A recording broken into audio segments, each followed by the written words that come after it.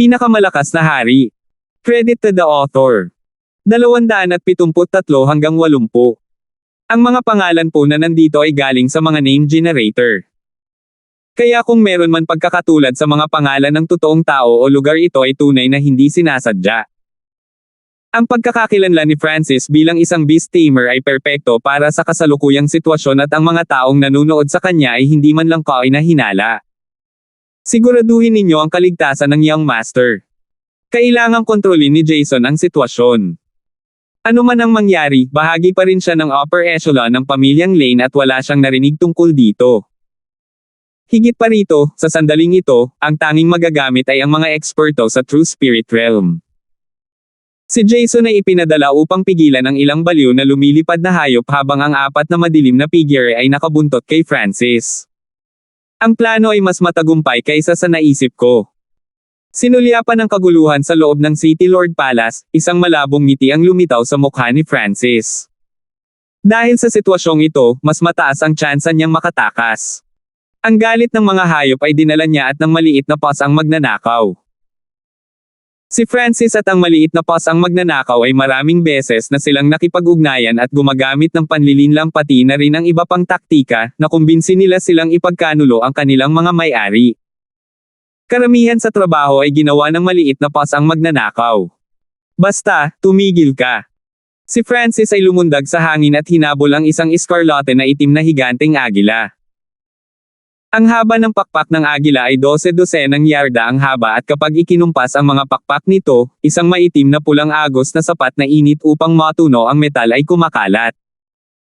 Sa ilalim ng napakabaliw na sitwasyon, kahit na ang mga nasa kalahating hakbang na True Spirit Realm ay mahihirapang kontrolin ito.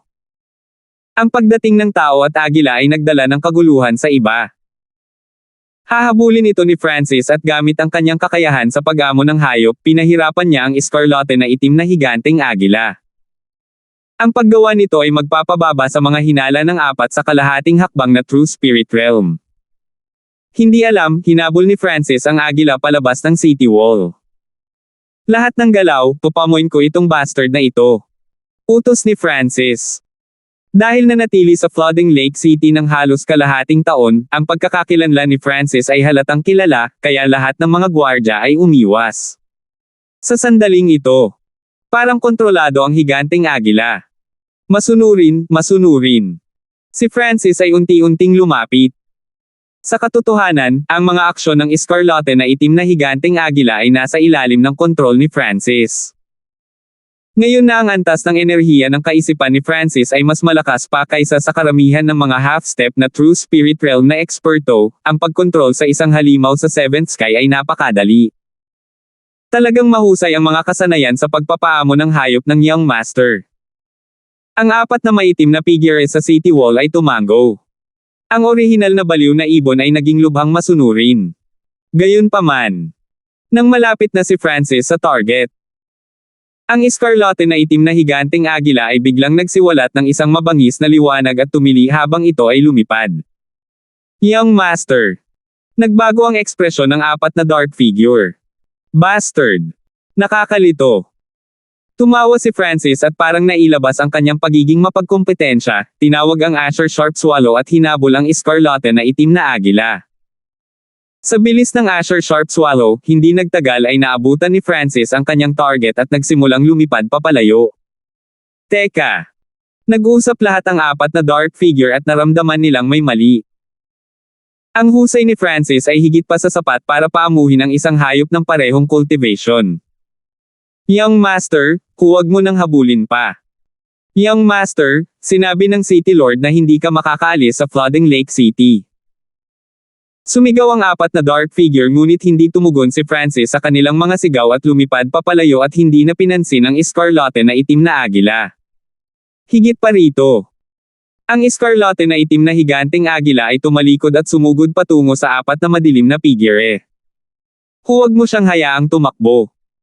Ang apat na figure ay bumulalas at sumabog ang kanilang chi ng kalahating hakbang na True Spirits. Shua. Apat na kulay abong figure ang lumipad patungo kay Francis at lumingon, nalaman ng huli na ang bawat isa sa kanila ay may pares ng kulay abong pakpak na umaabot mula sa kanilang mga likod na may kakayahang umangkop sa paglipad at pagtatago. Ito ay katulad ng kanyang yin shadow cloak. Sa tulong ng mga gray na pakpak, ang bilis ng apat ay agad na tumaas at maaaring humabol hanggang sa Azure Sharp Swallow sa maikling panahon. Sa mga tuntunin ng pagtitiis, tiyak na hindi sila maihahambing sa Azure Sharp Swallow. Gayunpaman, sa mga tuntunin ng pagsabog, sila ay nasa parehong antas. Kinokontrol ni Francis ang Escarlate na itim na agila ngunit agad itong naputol sa kalahati nang lumapit ito sa apat. Agad na pinatay. Kung hindi dahil sa espiritual na mata ng Diyos, hindi rin makikita ni Francis kung ano ang ginawa ng maitim na figure. Napakalakas. Ang kanilang chi ng kalahating hakbang na True Spirit ay malamang na umabot sa 50% at lahat ay dalubhasa sa bilis at pagsubaybay. Naging solemn na ang ekspresyon ni Francis. Sa mga tuntunin ng lakas, ang apat na ito ay pawang mga elite at pawang dalubhasa sa pagsubaybay at pagnanakaw. Sa ilalim ng mga normal na sitwasyon, magiging maganda kung makakalaban ni Francis kahit dalawa sa kanila. Pero ngayon, apat na. Ang pinakamahirap na katotohanan ay ang apat na ito ay sabay-sabay na umatake mula sa iba't ibang direksyon. Ang mga problema ay hindi tumigil dito. Limitado ang oras ni Francis. Sa pamamagitan lamang ng pagtigil sa kanya ng ilang sandali, maraming eksperto ang maaaring dumating at kahit na lumaki pa si Francis ay hindi siya makakatakas. Malapit na. Ang apat na dark figure ay bumuo ng isang bilog at nilapitan si Francis. Hindi sila nang ahas na saktan si Francis kaya magagamit lang ang taktikang ito. Kung ibang tao, patay na sila. Young Master, dapat kang bumalik. Ito ang utos ng City Lord. Sabi ng leader ng Dark Figures. Walang ekspresyong inalis ni Francis ang Azure Sharp Swallow at dumapo sa lupa. Ang apat na Dark Figure ay nakatayo sa north, east, south, west na direksyon at hindi gumawa ng anumang padalos-dalos na paggalaw. Sure. Ang yin shadow cloak sa likod ni Francis ay biglang pumutok at siya ay nawala. Invisibility. Bahagyang nagbago ang ekspresyon ng apat ngunit hindi sila nagpanik at nagkalat ang kanilang sentido. Ang isa sa kanila ay naglabas pa ng isang mabalahibong itim na aso upang maamoy ang pabango sa hangin. Lahat sila ay dalubhasa sa stealth at sa makatuwid ay alam kung paano lutisin ang problema. Gayunpaman, kahit anong teknik o kasanayan ang kanilang ginamit, hindi nila mahanap ang posisyon ni Francis. Siguradong napapalibutan pa rin siya sa amin. Kahit gaano pa siya keiteko, may kapintasan kapag gumalaw siya. Kumpiyansa na sabi ng head dark figure. Hiu. Ang kidlat ay kumislap sa hangin habang ang isang figure ay kumikislap patungo sa isa sa mga figure. Nagiba ang ekspresyon ng taong may maitim na nakasuot ng damit nang dumaan ang pamamanhid sa kanyang katawan at isang malaking palad ng kidlat ang bumasag patungo sa kanyang balikat. Huwag mo nang isipin iyon. Ang nangungunang dark robe figure ay hindi umatras at nagpadala ng dark gray na liwanag mula sa kanyang mga pakpak na nagsalubong kay Francis. Boom! Sa ilalim ng palitan ay bahagyang umungol ang maitim na nakasuot na figure habang may naiwan na marka sa kanyang braso. Bahagyang nagulat si Francis. Inakala niya na ang hakbang na iyon ay maaaring malubhang makapinsala sa isa sa kanila ngunit bahagyang nasugatan lamang ang kalaban. Ang apat ay pawang nakarana sa bawat aspeto. Young Master, huwag kang lumaban. Inatake din ng dalawa pa si Francis. Mga punyal, mga pakpak, mga kutsilyong panghagis, mga plota. Ang bawat isa sa kanila ay gumamit ng iba't ibang armas. Sa katotohanan, dalubhasa sila sa mga sandatang ito at kapag magkasama, maaabot nila ang hindi kapani-pani walang kapangyarihan. Ang plote ay nagpalabas ng sumisigaw na enerhiya sa pag-iisip ng mga sound wave na lumilikha ng mga ilusyon. Ang dagger ay ginamit para sa malapit na labanan samantalang ang throwing knife para sa long-range support. Young Master, hinihikayat kitang sumuko. Noon, kahit isang eksperto sa true human rank ay pinigilan natin. Kumpiyansa na sabi ng throwing knife figure. Hehe, talaga. Hindi ako naniniwala. Bahagyang tumawa si Francis at naglabas ng isang alon ng mental energy na nagiging sanhi ng panginginig ng dugo ng apat na figure at halos magluwa ng dugo ang pinakamalapit na tao. Hiu! Sa sandaling ito, isinuot ni Francis ang Yin Shadow Cloak at naging Azure Streak na kumikidlat sa mga gilid. Gayunpaman, ang mga maitim na nakadamit na figure ay mas mahirap kaysa sa naisip niya. Kasunod nito, ang taong may mga pakpak ay kumislap patungo kay Francis. Sa mga tuntunin ng bilis, ang taong ito ay talagang ang pinakamabilis at kapantay ni Francis. Kasabay nito, sinalakay ng tumatapong figure ng kutsilyo si Francis. Ang taong may hawak ng plote ay nagpadala ng isang tumitili na shockwave patungo sa tainga ni Francis. Nakakaproblema. Naramdaman ni Francis na sumakit ang kanyang ulo. Ang apat na ito ay mapapadali pa rin sa kanya kung hindi ay nasa desperado na siyang sitwasyon. Numero 4, bumalik ka at iulat na sinusubukan ng Young Master na tumakas. Utos ng pinunong may hawak na kutsilyo. Sure. Ang figurang may plote ay agad na tumakbo patungo sa direksyon ng Flooding Lake City. Nanginig ang puso ni Francis. Ang apat na ito ay lahat ay napaka-experience at masasabing hindi gaanong nakaapekto kay Francis ang pag-atake ng mental energy, kaya pinabalik nila ang taong iyon.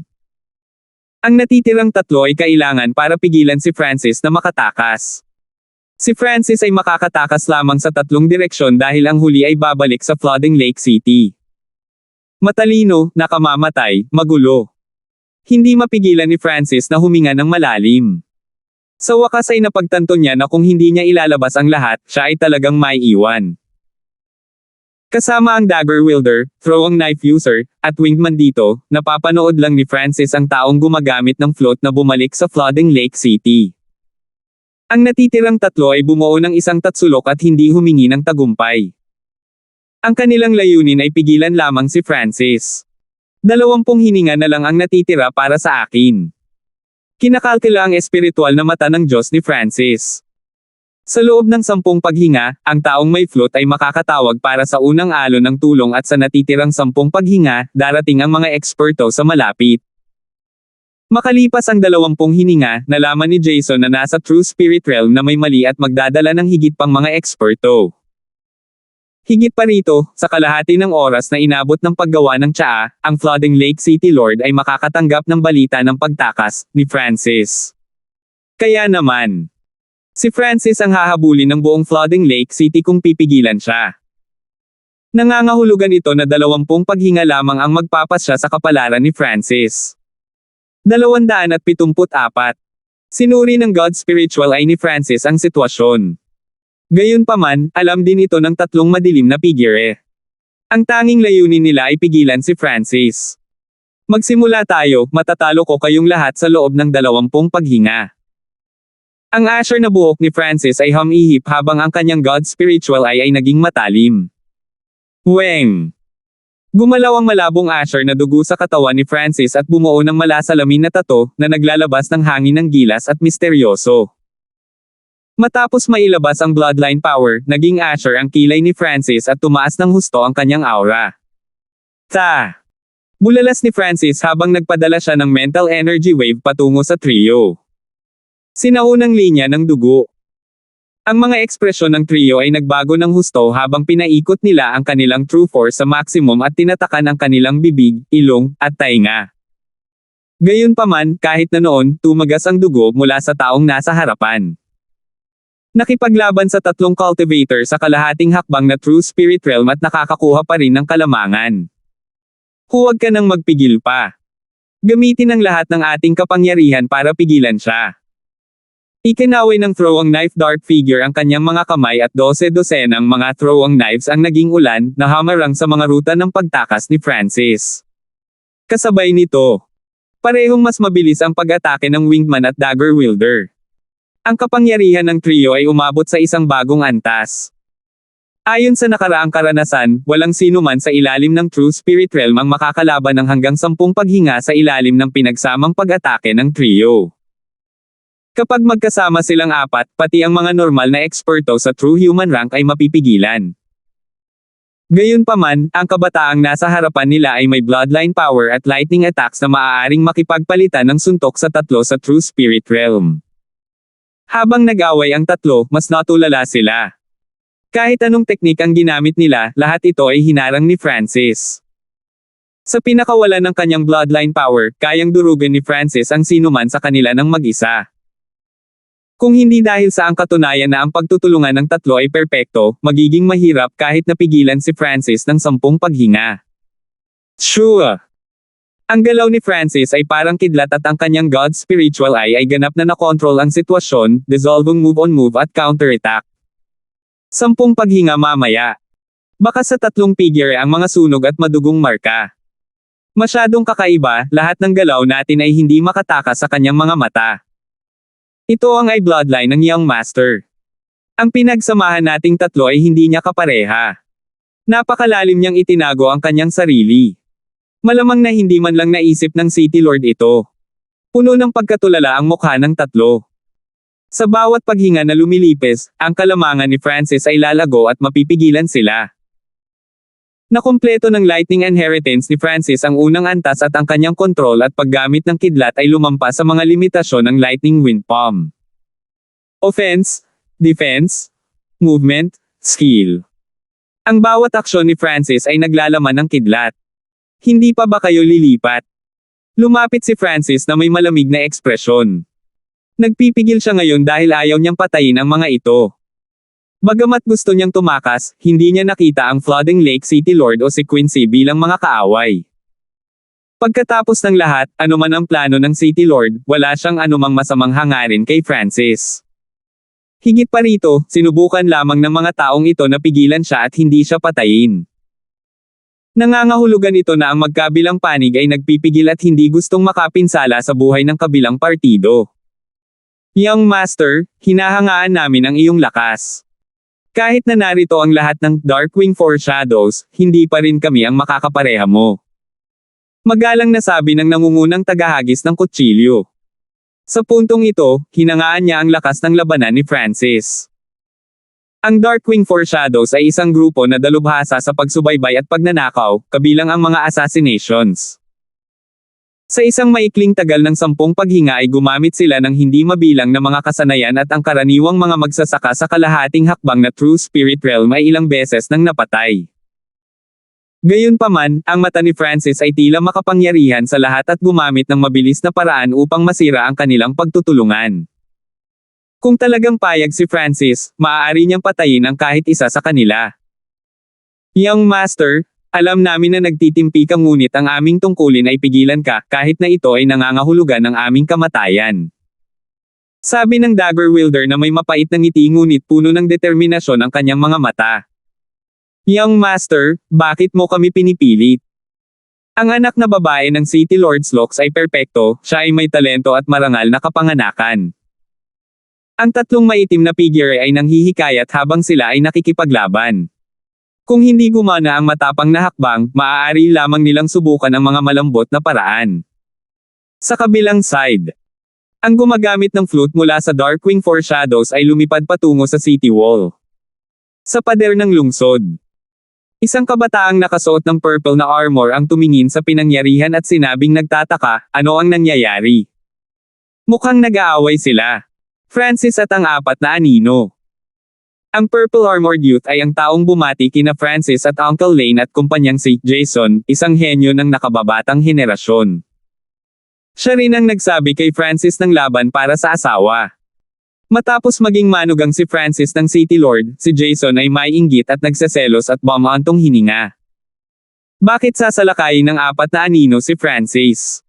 Hindi ba siya ang manugang ng City Lord? Naisip ni Jason ngunit gaano man kahirap ang kanyang iniisip, hindi niya akalain na si Francis ay tumatakas mula sa kasal. Kung tutuusin, pangarap ng hindi mabilang na mga lalaki na pakasalan ang isang tulad ni Quincy. Ang manugang ng City Lord ay gustong tumakas sa kasal. Pumunta kayong lahat para tumulong. Naglabas ng token ang gumagamit ng plota. Ano? Gusto ni Francis na tumakas sa kasal. Malaki ang bibig ni Jason para makalunok ng mansanas. Anong nakanganga ka? Kailangan kong magsumbong sa City Lord. Ang madilim na figure ay naging malabo habang siya ay mabilis na tumakbo sa loob ng Flooding Lake City. Mabilis. Mabilis. Puntahan mo ang mga elite at hulihin ang manugang ng City Lord. Noon lang nag-react si Jason. Sa sandaling ito, ang kanyang mga damdamin ay lubhang komplikado. Siya ang taong nag-welcome kay Francis sa flooding Lake City at nagrekomenda sa kanya na dumalo sa laban. Ngayon ay siya rin ang kukuha kay Francis. Nang tipunin ni Jason ang mga elite, 10 hininga ang ganap na dumaan.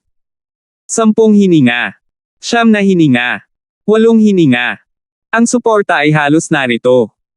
Ang 3 dark robe figure ay humawak kay Francis at nagpalipat-lipat ng kanilang Chi of True Spirit. Mukhang isang presyo ang kailangang bayaran.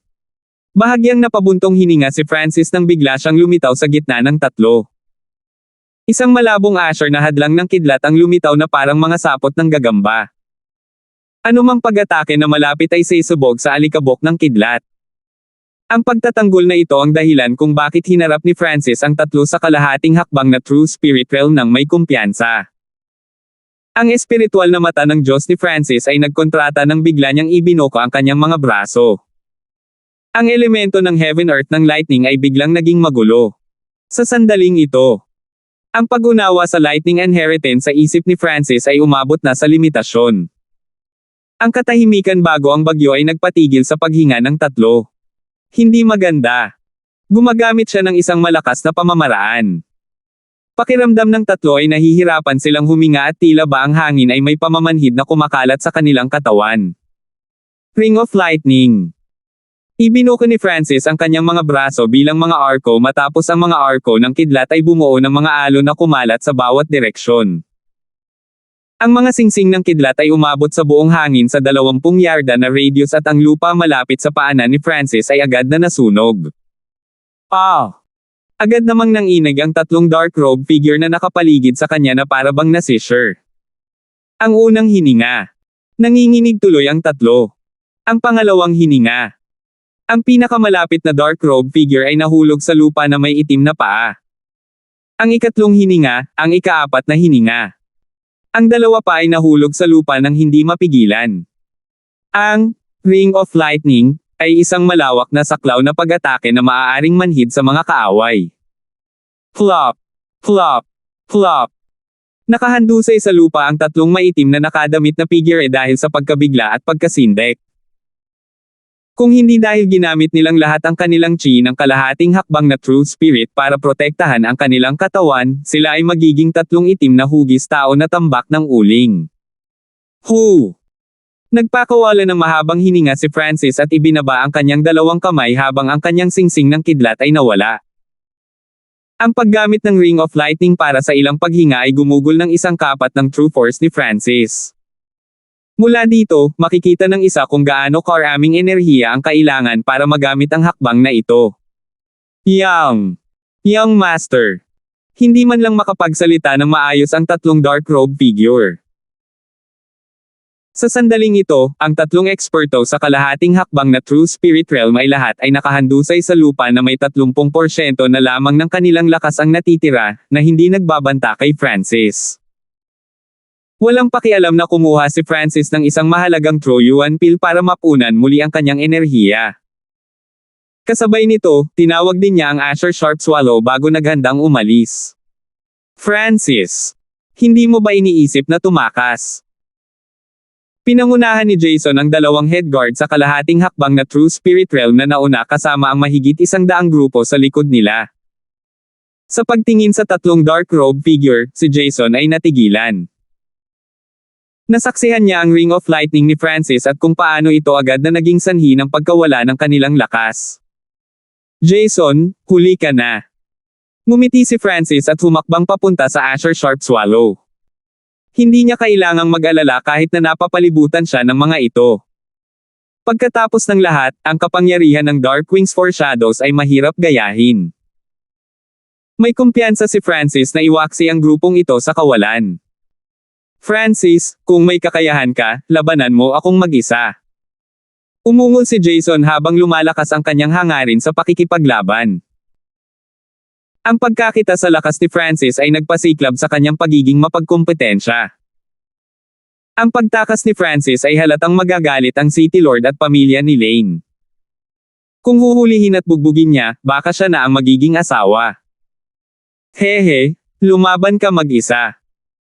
Tumayo si Francis sa Asher Sharp Swallow at tumingin kay Jason pati na rin sa grupong ito ng may panunuya. Manggahas ka ba? Lahat ay umuurong 20 yarda. Sinubukan ni Jason na galitin si Francis at sinabihan ang mga tao sa likod na huminto. Hindi mahalaga kung gusto ni Francis na lumaban o hindi. Ang kailangan lang niyang gawin ngayon ay lumikha ng isang sitwasyon kung saan kahit natalo siya, darating ang mga reinforcement. Bakit hindi? Tumayo si Francis habang nasa likod ang kanyang mga kamay at tumingin sa grupo ng daang humahabol. Bagamat marami sa kanyang true force ang naubos, mayroon pa rin siyang lakas sa pag-iisip at hindi magiging mahirap ang pagwawakas sa grupong ito. Hahaha. Lalaban tayo ng patas. Tuwang-tuwa si Jason at umungol habang sumusugod siya kay Francis. Magpas siya sa labanan sa isang hakbang. Hindi kumilo si Francis at binuksan ang kanyang God Spiritual Eye. Isang Asher Abyss ang tila umikot. 275 pagkabigla. Pagpapas siya sa labanan sa isang galaw. Malamig nang umisi si Jason sa kanyang puso habang ang kanyang chi ng kalahating hakbang na True Spirit ay bumubuhos na parang lava mula sa kanyang katawan. Hindi siya naglakas loob na tingnan si Francis. Kung tutuusin, ngayon lang niya nasaksihan si Francis na tapusin ang 3 sa Dark Wings Foreshadows sa isang galaw. Sa mga tuntunin ng lakas, nalampasan ni Jason ang alinman sa 4, ngunit mahihirapan siyang harapin ang 2, at tiyak na matatalo sa 3. Gayunpaman, siguradong pagod si Francis pagkatapos ng gayong labanan. Ito ay dahil dito kaya nagkaroon ng kumpiyansa si Jason na hamanin si Francis. Pero, tinatalo ako sa isang galaw. Ang mga mata ni Jason ay napuno ng lamig habang ang chi ng kalahating hakbang na True Spirit ay kumukulo at isang eskarlate na pulang patong ng apoy ang bumalot sa kanyang katawan. Gayunpaman, nakatayo pa rin si Francis sa Asher Sharp Swallow at hindi gumagalaw. Hindi siya kumikilos. Si Jason at ang 2 iba pa sa half-step True Spirit Realm pati na rin ang grupo sa likod niya ay medyo nalilito. Ang mukha ni Francis ay puno ng lamig at pangungutya at ang kanyang mga kamay ay nasa likod niya walang intensyon na kumilos siya. Ano ang ibig niyang sabihin? Ang Francis na ito ay masyadong mayabang. Ang pagsunog ni Jason sa kanyang chi ng kalahating hakbang na True Spirit at maaaring agad na i-condense ang lahat ng kanyang lakas sa pakikipaglaban sa walang katapusan na malapit sa True Spirit Realm. Kahit na ang Dark Wings Foreshadows ay hindi nang ahas na harapin siya ng direkta. Nakatitig ang lahat kay Francis. Ang huli ay hindi gumawa ng anumang mga galaw. Casual lang niyang ginamit ang kanyang God Spiritual ay para ice-scan si Jason. Pakiramdam ng grupong nasa likod ay parang hinaila ang kanilang isipan at nahulog sila sa bangin ng makasalubong nila ang Asher Eye. Tumingin ang mata ni Francis kay Jason. Mahirap isipin ang pressure na kinakaharap ng huli. Woo! Nanginig ang puso ni Jason at ang kanyang kamalayan ay inalis ni Francis. Ang katawan ni Jason ay nanigas sa himpapawid habang siya ay nagpupumiglas. Isang hininga, 2 hininga. Flop! Bumagsak ang katawan ni Jason mula sa himpapawid at bumagsak sa lupa, ang kanyang buong katawan ay basang-basa sa malamig na pawis. Puting-puti ang mukha niya at parang pagod na pagod. Ikaw. Lumuhad si Jason sa lupa sa takot at pagkabigla. Tila pagod na pagod siya na anumang oras ay maaaring mahimatay. Ang mga humahabol sa likod ay natigilan at ang 2 headguard sa kalahating hakbang na True Spirit Realm ay huminga ng malamig. Isang sulyap lang mula kay Francis ay natalo na agad si Jason. Sa grupo, si Jason ang pinakamalakas. Medyo mahina sa kanya ang 2 headguard. Ang kabataang iyon ay nakatayo sa ibabaw ng Asher Sharp Swallow habang nasa likod ang kanyang mga kamay. Ang kanyang Asher na buhok ay umihip sa hangin, misteryoso at kakaiba. Hindi ko akalain na tataas ng husto ang aking mental energy. Bahagyang nagulat si Francis. Ang dimensyon sa loob ng kaliwang mata niya ay umabot na sa 7 talampakan 7, parang naabot niya ang limitasyon. Sa gitna ng kailaliman ay paminsan-minsang kumikislap ang mahinang asul na liwanag at ang kanyang aura ay tumatalon kapag nangyari iyon. Mula noong naintindihan niya ang origin core runes at ang pagkumpleto ng unang palapag mula sa Lightning Inheritance, tumaas ang antas ng enerhiya ng pag-iisip ni Francis at hindi mas mahina kaysa sa mga normal na cultivator sa True Spirit Realm. Kakagamit lang niya ng God Spiritual ay para lumikha ng price and illusion para igapos at pahirapan si Jason. Hindi ito gumastos ng malaki sa mental energy ni Francis. Bukod dito, ang rate ng kanyang pagbawi ay mas mabilis kaysa dati. Kung ganoon ang kaso, si Francis ay nakatayo sa Asher Sharp Swallow habang siya ay umakyat pataas. Tumangging sumuko ang dalawang half-step na True Spirit Realm expert at ang daang humahabol. Sure! Si Francis ay malamig na tumawid sa mga headguard gamit ang kanyang God Spiritual Eye. Plop plop! Ang dalawang kalahating hakbang na True Spirit Realm ay nahulog mula sa himpapawid, ang kanilang mga mukha ay puno ng pagkabigla at sakit. Basang-basa ang kanilang mga katawan sa malamig na pawis. Parang malaglag ang kanilang mga buto. Ang God Spiritual Eye ni Francis ay nag-improvise ng Heavenly Absent Eye ni Lintong para gumawa ng mas angkop na galaw para sa God Spiritual Eye. Ang spiritual eye ng Diyos ay lumampas sa bloodline ng mata ni Lintong sa mga tuntunin ng talento at pinagmumula ng enerhiya ng isip. Si Francis ay maaaring lumikha ng isang ilusyon na kulungan na may pag-iisip at maaaring agad na pahirapan ang mga kaaway. Ang oras sa mundo ng enerhiya ng kaisipan ay iba sa katotohanan. Ang kisap ng mata sa katotohanan ay maaaring isang oras sa mundo ng enerhiya ng isip. Pagpapalawak ng antas ng enerhiya sa pag-iisip ng mga kaaway sa isang antas na hindi na nila kayang suportahan ang kanilang mga katawan. Ang enerhiyang pangkaisipan ang pinagmumula ng buhay. Kahit na ang katawan ng isang tao o true force ay kasing lakas ng langit, sila ay isang bungkos lamang ng mga buto at laman ng ang kanilang mental energy consciousness ay nawasak. Sinulyapan ng God Spiritual Eye ni Francis si Jason at dalawang iba pang cultivator sa kalahating hakbang na True Spirit Realm at agad na natalo sila. Francis. Si Jason ay napuno ng malamig na pawis at sakit ang bumalot sa kanyang katawan. Tumayo si Francis habang nasa likod ang kanyang mga kamay habang nawala siya sa kalangitan. Ang tatlong dark robe figure at si Jason at ang kumpanya ay napapanood lamang si Francis na mawala. Napuno ng masalimuot na emosyon si Jason habang tinatakpan ng pait ang kanyang mga labi. Sa pag-iisip, binati niya ang kabataang ito sa lungsod ng Flooding Lake. Ngunit ngayon, siya ang personal na nagpaalas kay Francis. Nangangahulugan ito na nasaksihan niya ang paglalakbay ng kabataang ito sa Flooding Lake City. Lahat mula sa simula hanggang sa katapusan. Hindi ko akalain na nagtago siya ng sobrang lakas. Mental energy technique.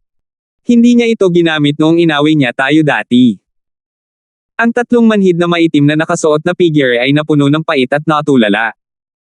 Siyempre, hindi angkop para kay Francis na gamitin ang taktikang ito laban sa kanila dahil ang pagtutulungan ng magkakasama ng Dark Wings for Shadows ay perpekto at ang illusion prison na nilikha ni Francis ay nangangailangan ng isa para makapag-concentrate. Ni Francis na ganap na tumutok sa isa hanggang dalawang paghinga na ito.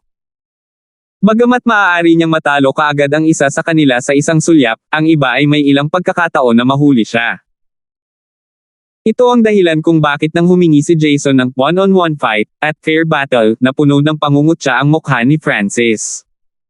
Sa lupa, isang daang humahabol ang nakatayo sa sunog na lupa. Walang sino man sa ilalim ng kalahating hakbang na True Spirit Realm ang makakahabol kay Francis at kahit na gawin nila iyon, hindi nila mahaharangan ang sulyap niyang iyon. Ginawa namin ang aming makakaya. Tanging ang mga nasa True Spirit Realm lang ang makakatalo sa kanya. Nakahiga si Jason sa lupa na puno ng pagod. 12 ng mga hininga mamaya. Hiu! Mula sa direksyon ng Flooding Lake City ay dumating ang matinis na tunog ng pag-flutter at lumitaw ang malakas na aura ng isang True Spirit Realm expert. True Spirit Realm. Tuwang-tuwa si Jason at ang kumpanya. Makalipas ang ilang hininga. Isang lalaking scholar ang damit na may hawak na itim na writing brush ang bumagsak sa lupa. Anong nangyari? Saan pumunta si Francis? Tito Jason. TLN? Ang Jason na ito ay ang True Spirit Realm na si Jason na nagbabantay kay Francis dati. Namumula ang mga mata ni Jason at halos lumabas ang mga luha. Ang taong ito sa True Spirit Realm ay si Liu Yuan at dahil sa kanyang cultivation kailangan niyang tumulong sa mga hayop. Gayunpaman, pagkaraan ng ilang sandali ay nawala ang figure ni Francis at agad na hinanap ito at natagpuan ng reporter mula sa Darkwing's Foreshadows sa kalagitnaan. Darkwing's Foreshadows. At kayong anim na half-step na True Spirit Realm expert ng City Guards.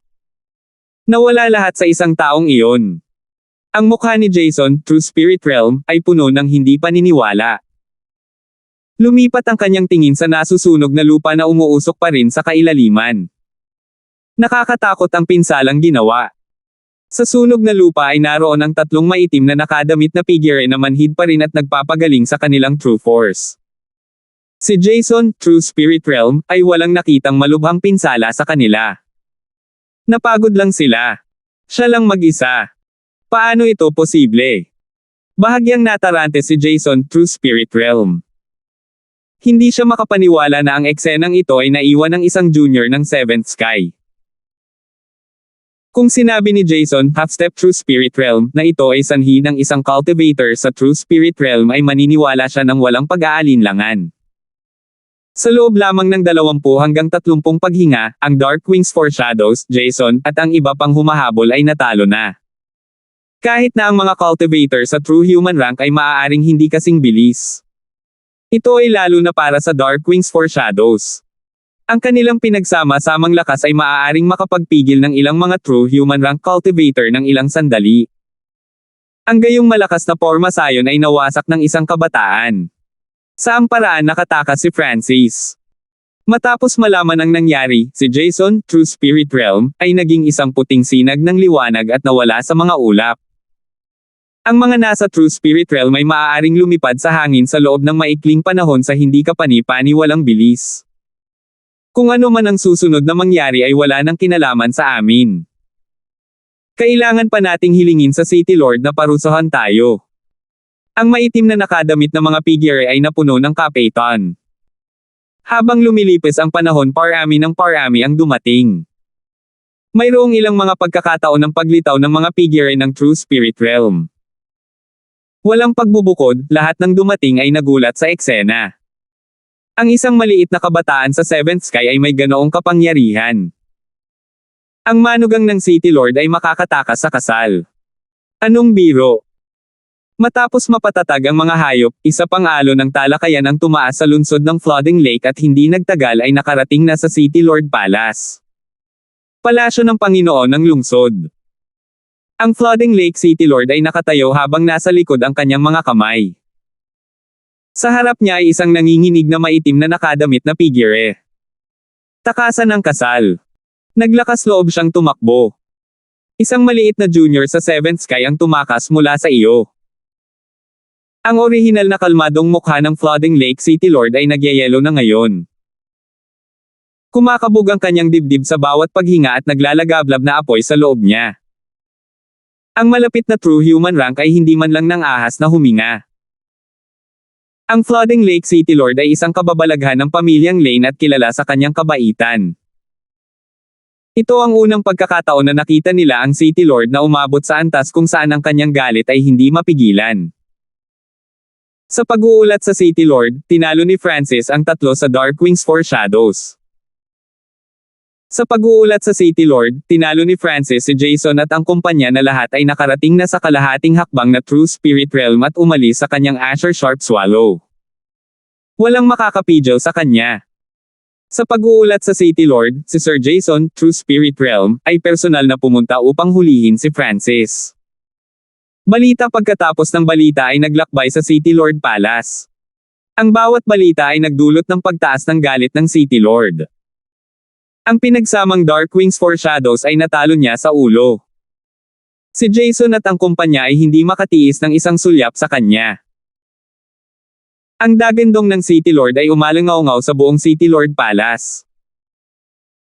Sa sandaling ito ang mga ulap sa itaas ng City Lord Palace ay tila nanginginig, na tila nagpapakita ng walang hangganang galit ng Flooding Lake City Lord. Ipadala ang order para mahuli si Francis. Isang galit na boses ang umalangaw-ngaw sa kalangitan. Tahimik na sinabi ng isang elder ng True Mystic rank, ang tanging tao na makakahabol kay Francis ay si Jason, True Spirit Realm. Tama, hanggat makakahabol si Jason, True Spirit Realm, hindi makakatakas si Francis. Marami ang umaasa kay Jason, True Spirit Realm. Kung titingnan ang kasalukuyang sitwasyon, tanging ang mga nasa True Spirit Realm lang ang makakaharap kay Francis. 276. Ang Asher Sharp Swallow ay malayang lumipad sa hangin at si Francis ay nakatayo sa likuran nito. Nakapikit ang kanyang mga mata habang nakaharap sa magulong hangin. Walang humpay na binabawi ang kanyang Yuan Chi. Dahil mayroon siyang sinaunang bloodline, ang bilis ng pag-recover ni Francis ay mas mabilis kaysa sa mga normal na tao at hindi nagtagal ay 70 hanggang 80% itong naka-recover. Sa isang tiyak na punto ng oras, binuksan ni Francis ang kanyang mga mata at isang mahinang asul na liwanag ang kumislap mula sa gitna ng kanyang mga mata.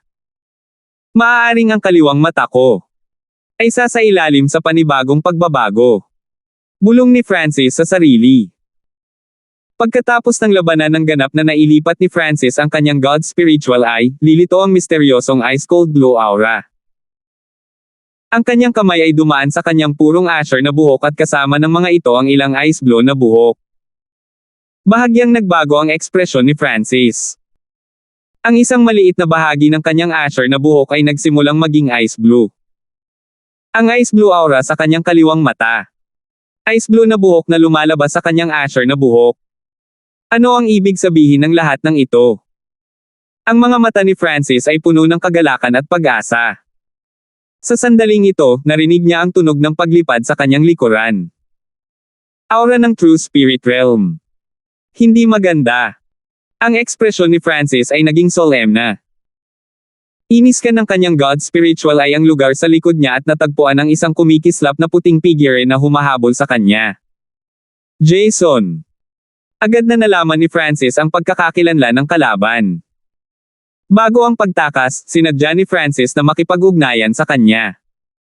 Francis, bumalik ka at magsisi para sa iyong mga kasalanan pabalik sa lungsod.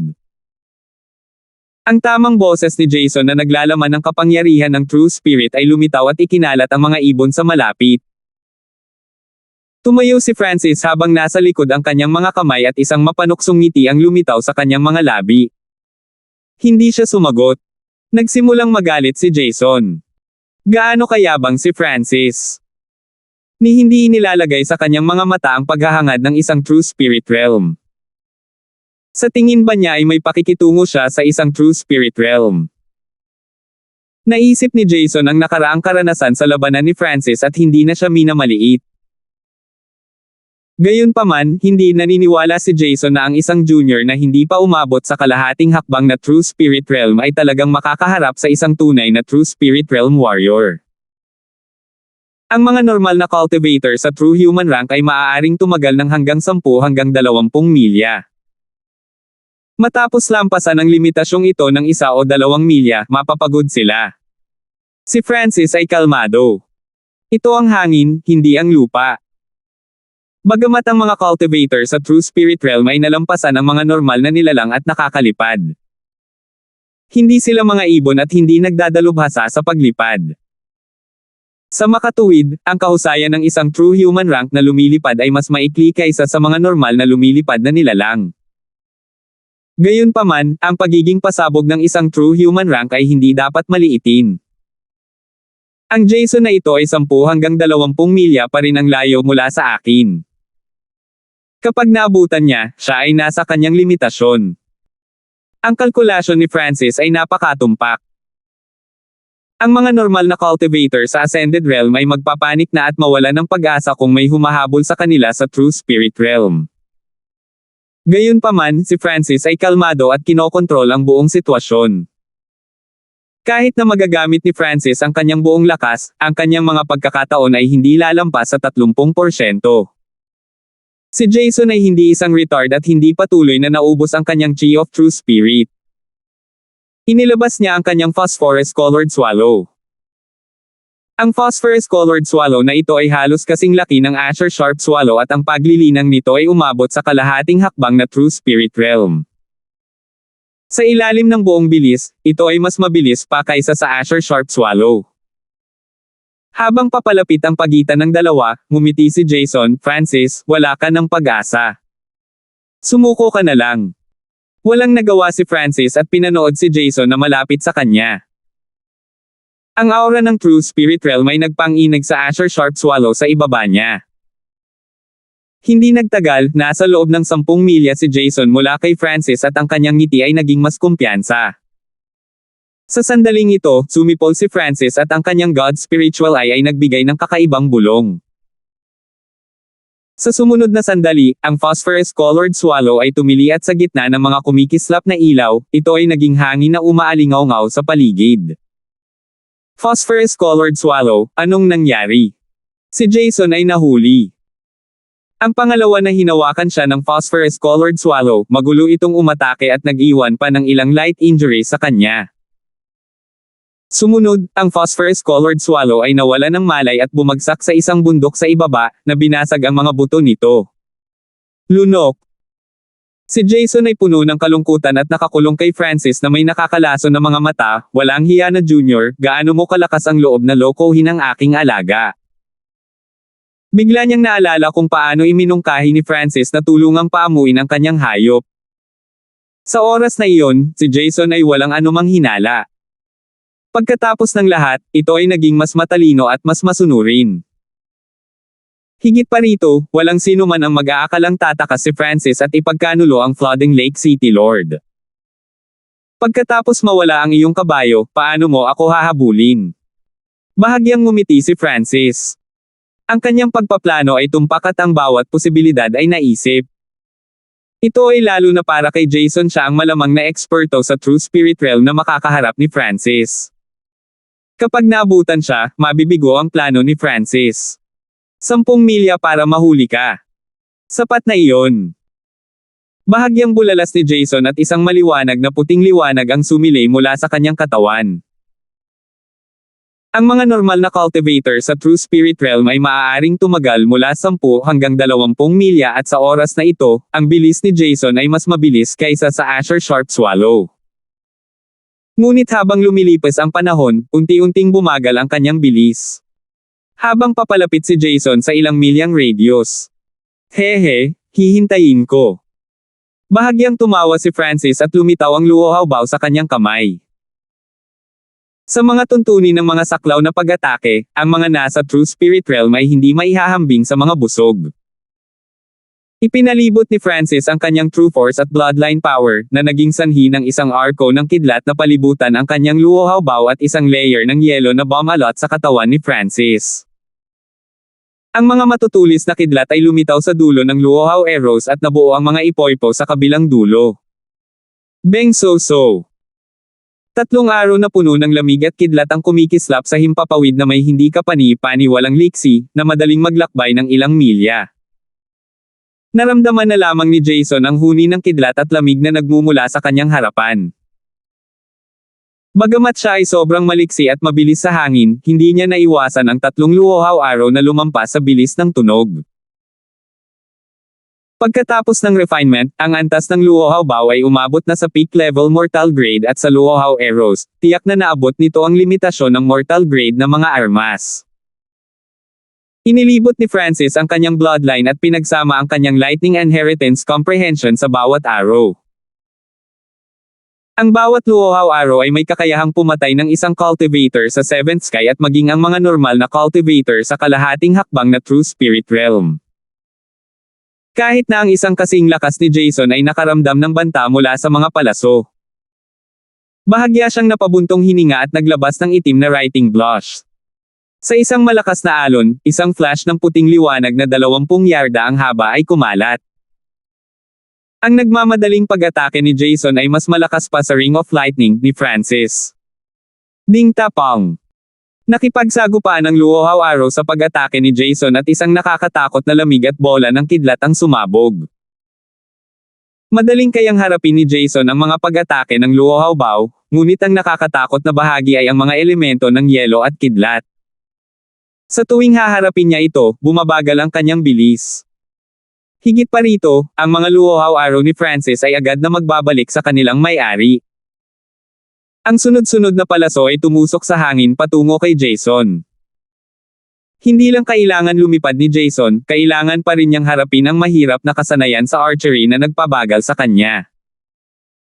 Sa 10 paghinga lamang, si Jason ay nataranta at napuno ng pagkabigla at galit.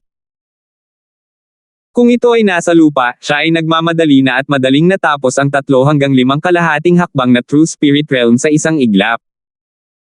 Gayunpaman, ito ay nasa domain ng kalangitan, isang labanan sa kalangitan. Si Francis ay nakatayo sa ibabaw ng Azure Sharp Swallow at hindi niya kailangang gumamit ng True Force para lumipad, kaya sa simula, hawak niya ang kalamangan. Junior, huwag mong hayaang mahuli kita. Galit na inilipat ni Jason ang kanyang Chi of True Spirit at halos sinimulang sunugin ito. Noon, sinunog ng unang elder ng Broken Moon Clan ang kanyang Chi of True Spirit para patayin ang isang eksperto sa True Spirit Realm mula sa Iron Dragon Country at binigyan ang Broken Moon Clan ng oras para makatakas. Bagamat galit na galit si Jason ngayon, wala siya sa sitwasyon ng buhay o kamatayan kaya hindi talaga siya nang ahas na sunugin ang kanyang Chi of True Spirit. Kapag nasunog ang Chi ng True Spirit, makakasama ito sa kanyang pundasyon at may posibilidad na bumaba ang cultivation o walang pagkakataon na umabot pa ng isang hakbang. Papalapit ng walang limitasyon sa pagsunog ng kanyang Chi of True Spirit, muling tumaas ang bilis ni Jason. Nagpaputok si Francis ng 3 araw na mabilis na kumikidlat at ang mga ito ay nataman ni Jason, na nagbigay ng kaunting pinsala sa huli habang siya ay nakasara. 2 milya ang natitira. Si Francis ay may tame time na ekspresyon habang siya ay huminga ng malalim at sumigaw, nagpapadala ng isang alon ng mental na enerhiya. Malinaw na hindi niya inaasahan na haharapin ito ni Jason. Ang espiritual na mata ng kanyang Diyos ay biglang nabuksan ng husto. Ang Asher na kaliwang mata ay tila naglalaman ng isang bangin na patuloy na lumalawak. Nanginig ang puso ni Jason at nagpupumiglas ang kanyang kamalayan. Woo! Nakaramdam si Francis ng labis na problema habang patuloy siyang lumikha ng mga ilusyon sa pag-iisip upang subukang hilahin ang kamalayan ng enerhiya ng isip ni Jason sa loob. Ito ay ilang beses na mas mahirap kaysa sa mga nasa kalahating hakbang na True Spirit Realm. Sa puntong ito ng oras, ang kanyang God Spiritual Eye ay umabot sa antas na hindi pa nito naabot noon. Weng! Ang Azure Abyss ay biglang nagbigay ng mahinang asul na liwanag at ang kapangyarihan ng God Spiritual Eye ay tumaas ng isa pang kalahating antas. Sure! Naramdaman ni Jason na nagbago ang mga sukat at siya ay nasa isang bilangguan na puno ng kidlat. Sa ilalim ng kanyang mga paa na may hindi maarak na kailaliman at sa itaas ng kanyang ulo ay mga ulap ng kidlat. Ang lugar na ito ay natigilan si Jason. Nahulog na siya sa mental energy ng kalaban. Sa loob ng dimensyon ng God Spiritual Eye ni Francis, ang kamalayan ni Jason ay haharap sa walang limitasyong pagpapahirap. Gayunpaman, napakaswerte na ni Francis na hinaila ang kamalayan ng kanyang kalaban sa ilusyon ng isip. Ang enerhiya ng pag-iisip na kailangan upang mapanatili ang dimensyong ito ay higit sa 10 beses na kailangan upang mapanatili ang isang normal na magsasaka sa 7th sky. Ang paglaban ng isang True Spirit Realm ay parang karagatan. Isang hininga mamaya. Ang malamig na pawis ay lumitaw sa ulo ni Francis at siya ay nanghihina. Sa parehong pagkakataon, lumabas si Jason mula sa kulungan ng ilusyon ng isip na may nakasulat na kahihiyan, galit, kahinaan sa kanyang mukha. Ang isang makapangyarihang eksperto sa True Spirit Realm ay pinahirapan ni Francis sa loob ng 2 oras. Imposibleng ipahayag ang kahihiyan na ito. 277. Sa hangin, tumayo si Francis sa ibabaw ng Azure Sharp Swallow. Ang kulay Azure Abyss sa kanyang kaliwang mata ay lumabo. Ang paglikha ng mga kulungan ng ilusyon sa pag-iisip gamit ang kanyang God Spiritual Eye ay nagbuwi sa kanya ng malaki at ang mental energy na ginugol ay ilang beses kaysa noong ginamit niya ito laban sa mga nasa kalahating hakbang na True Spirit Realm. Kahit na si Francis ay may malaking pinagmumula ng mental energy, nakaramdam pa rin siya ng pagod. Ang pangunahing punto ay pinahirapan niya si Jason sa dimensyon ng mental energy sa loob ng isang buong 2 oras at hindi man lang nagpapahina sa kaaway sa kanilang limitasyon. Ang aura ng True Spirit Realm ay dumaloy sa hangin, ngunit hindi na ito kasing lakas ng dati. Ang chi ng True Spirit na nakapalibot kay Jason ay bumagsak. Sa paghinga noon, bumagsak ang kanyang katawan, na lumikha ng mas malaking agwat sa pagitan nila. Ang kamalayan ng enerhiya sa isip ni Jason ay humina at siya ay napagod. Sa ngayon, 70% na lang ng buong lakas niya ang natitira. Dagdag pa sa distansya sa pagitan nila at halos masunog na niya ang kanyang Chi of True Spirit, wala na siyang gaanong lakas. Nagkatinginan sina Jason at Francis habang lumalawak ang distansya sa pagitan nila. Sa isang mahabang labanan, ang pagkakaiba sa pagkakaroon ng kabayo ay lubos na kitang-kita. Tanging ang mga nasa True Lord rank lang ang makakalaban sa hangin ng mahabang panahon. Walang hiya na brat. Si Jason ay nagngangalit ng kanyang mga ngipin at may nakakalaso na tingin ngunit sa kanyang mga mata, may kawalan ng magawa. Mula pa noong araw sa City Lord Palace ay kinakilala ni Francis para sa araw na ito. Sa sandali ito, nakatitig lang siya kay Francis na kalaunan ay naging isang itim na tuldok na nawala. Si Jason ay mahina na lang magawa. Nag-aapoy ang dibdib niya sa galit. Hinabol ng isang cultivator sa True Spirit Realm ang isang junior sa 7th Sky at nabigo. Kung hindi naabutan ni Jason, hindi na ito mahalaga. Gayunpaman, naabutan niya si Francis at nakipagpalit ngunit ang taong dehado ay siya. Umupo si Francis sa Asher Sharp Swallow at pinalawak ang agwat sa 100 milya bago iniskan ang kanyang paligid gamit ang kanyang God Spiritual Eye. Siguradong walang sumusunod sa kanya, inalis ni Francis ang Asher Sharp Swallow saka ginamit ang kanyang Yin Shadow Cloak para mawala sa kakahuyan. Hanggat hindi alam ng mga nasa True Spirit Realm ang kanyang eksaktong posisyon, mahirap siyang hanapin. Maaaring gamitin ni Francis ang kapangyarihan ng Yin Shadow Cloak para talagang itago ang sarili. Dahil dito, pinili ni Francis na labanan si Jason at huwag munang gamitin ang Yin Shadow Cloak para magtago. Dahil wala siyang kabayo at malayong lumipad, si Jason ay gumugol ng maraming enerhiya at dahan-dahan siyang dumaong sa lupa. Sa kalahati ng oras na kinakailangan para sa tiyan na gawin. So, isang aura ng True Spirit Realm ang lumitaw mula sa likuran. Ang bagong dating ay isang taong nakasuot ng itim na ang aura ay nasa True Human rank at mas malakas pa kaysa kay Jason. Kilala ng huli ang taong ito. Siya ang pinuno ng depensa ng lungsod ng Flooding Lake. Sa sandaling ito nang humarap si Jason sa isang taong kapareho ng henerasyon at paglilinang, may nakasulat na pagkakasala at pagkatalo sa kanyang mukha. Ni hindi niya alam kung paano magsisimula. Tiningnan ng itim na armored leader si Jason sa ibaba na may medyo nabigla na ekspresyon. Ang huli ay mukhang napakahina at may punit-punit na damit. May mga marka pa ng paso sa mukha niya. Brother Lane, saan tumakbo ang brat na iyon? Nakilala mo ba ang ibang mga eksperto sa True Spirit Realm? Ang pinuno ng itim na nakabaluti ay may tame time na ekspresyon. Sa ilalim ng sitwasyong ito, isa pang cultivator sa True Spirit Realm ang maaaring magdulot nito. Naunawaan niya ang lakas ni Jason, siya ay nilinang sa Chin Sword Palace at dalubhasa sa paggalaw. Kaya niyang harapin ang dalawang normal na True Human rank sa maikling panahon. Ang tanong na ito ay naging sanhi ng pamumula ng mukha ni Jason at nagsalita siya ng may kapaitan at pagkakasala, walang ibang True Spirit Realm cultivator dito.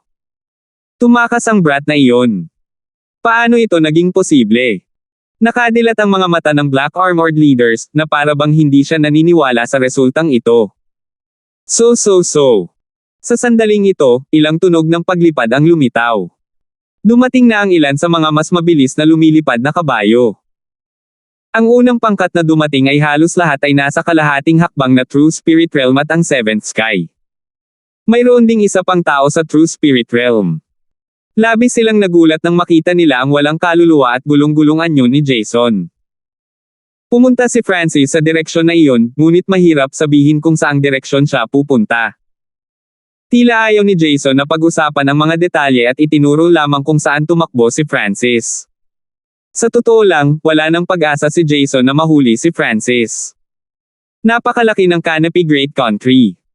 Ang lugar lang ng flooding lake ay kasing laki ng Cloud Country.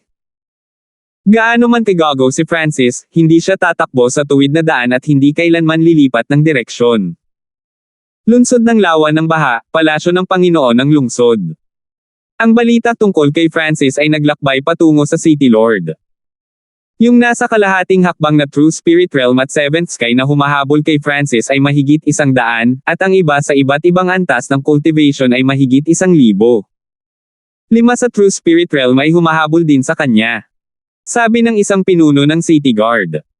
Wala akong pakialam kung anong mga pamamaraan ang ginagamit mo, gusto ko lang ang mga resulta. Malamig at mapang-utos ang boses ng City Lord.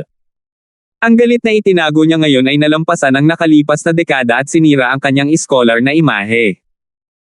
Ang halos garantisadong manugang ay nagdulot ng kaguluhan sa flooding Lake City at hindi mabilang na mga eksperto ang ipinadala, ngunit hindi pa rin nila mahuli ang target.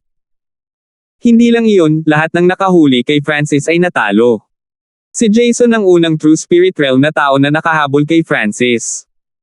Ang tagumpay ay nakasalalay sa kanya. Sabi ng isang elder ng True Mystic rank sa tabi ng City Lord. Napakataas ng kanyang edad at posisyon. Tumango rin ang mga kalapit na tao. Kung si Jason ang pinakamabilis na true human rank cultivator ay nabigong makahabol kay Francis, kung gayon anuman ang iba pang pamamaraan na mayroon sila, mahirap mahuli si Francis. Bagaman ang pagganap ni Jason pagkatapos bumalik mula sa Chainsword Palace ay hindi pambihira, hindi niya ako binaygo. Bahagyang tumango ang City Lord. Ang taong may pinakamalaking pag-asa ngayon ay si Jason.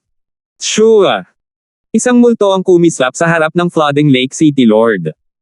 Sa pag-uulat sa City Lord, nabigo si Jason na mahuli si Francis. Sabi ng figure, nabigo. Nanginginig ang puso ng City Lord at ng kumpanya at tumaas ang aura ng True Spirit Realm. Paano hindi maaabutan ni Jason si Francis sa kanyang bilis?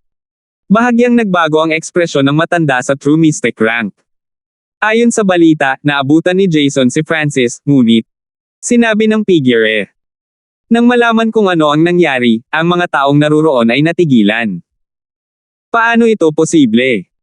Maliban kung may panghihimasok ng ibang True Spirit Realm cultivator. Lahat ay umiling sa hindi makapaniwala, ngunit sa sandaling ito, isang boses ang tumunog, narito si Jason upang humingi ng tawad sa kanyang maling gawain. Isang gusot na figure ang lumipad. Jason. Nagsimulang magtanong ang lahat nang makita siya. Ang mukha ni Jason ay puno ng guilt at pait habang sinasabi niya ang nangyari. Alam na sinimulan na ni Francis ang kanyang mga plano mula noong ilang araw na nakalipas upang kalkulahin ang paglipad na kabayo ni Jason, lahat ay nakaramdam ng malamig na lamig. Nakakatakot ang pagpaplano at kalkulasyon ng kabataan. Lahat sila ay hindi maiwasang mapabuntong hininga nang marinig ang labanan.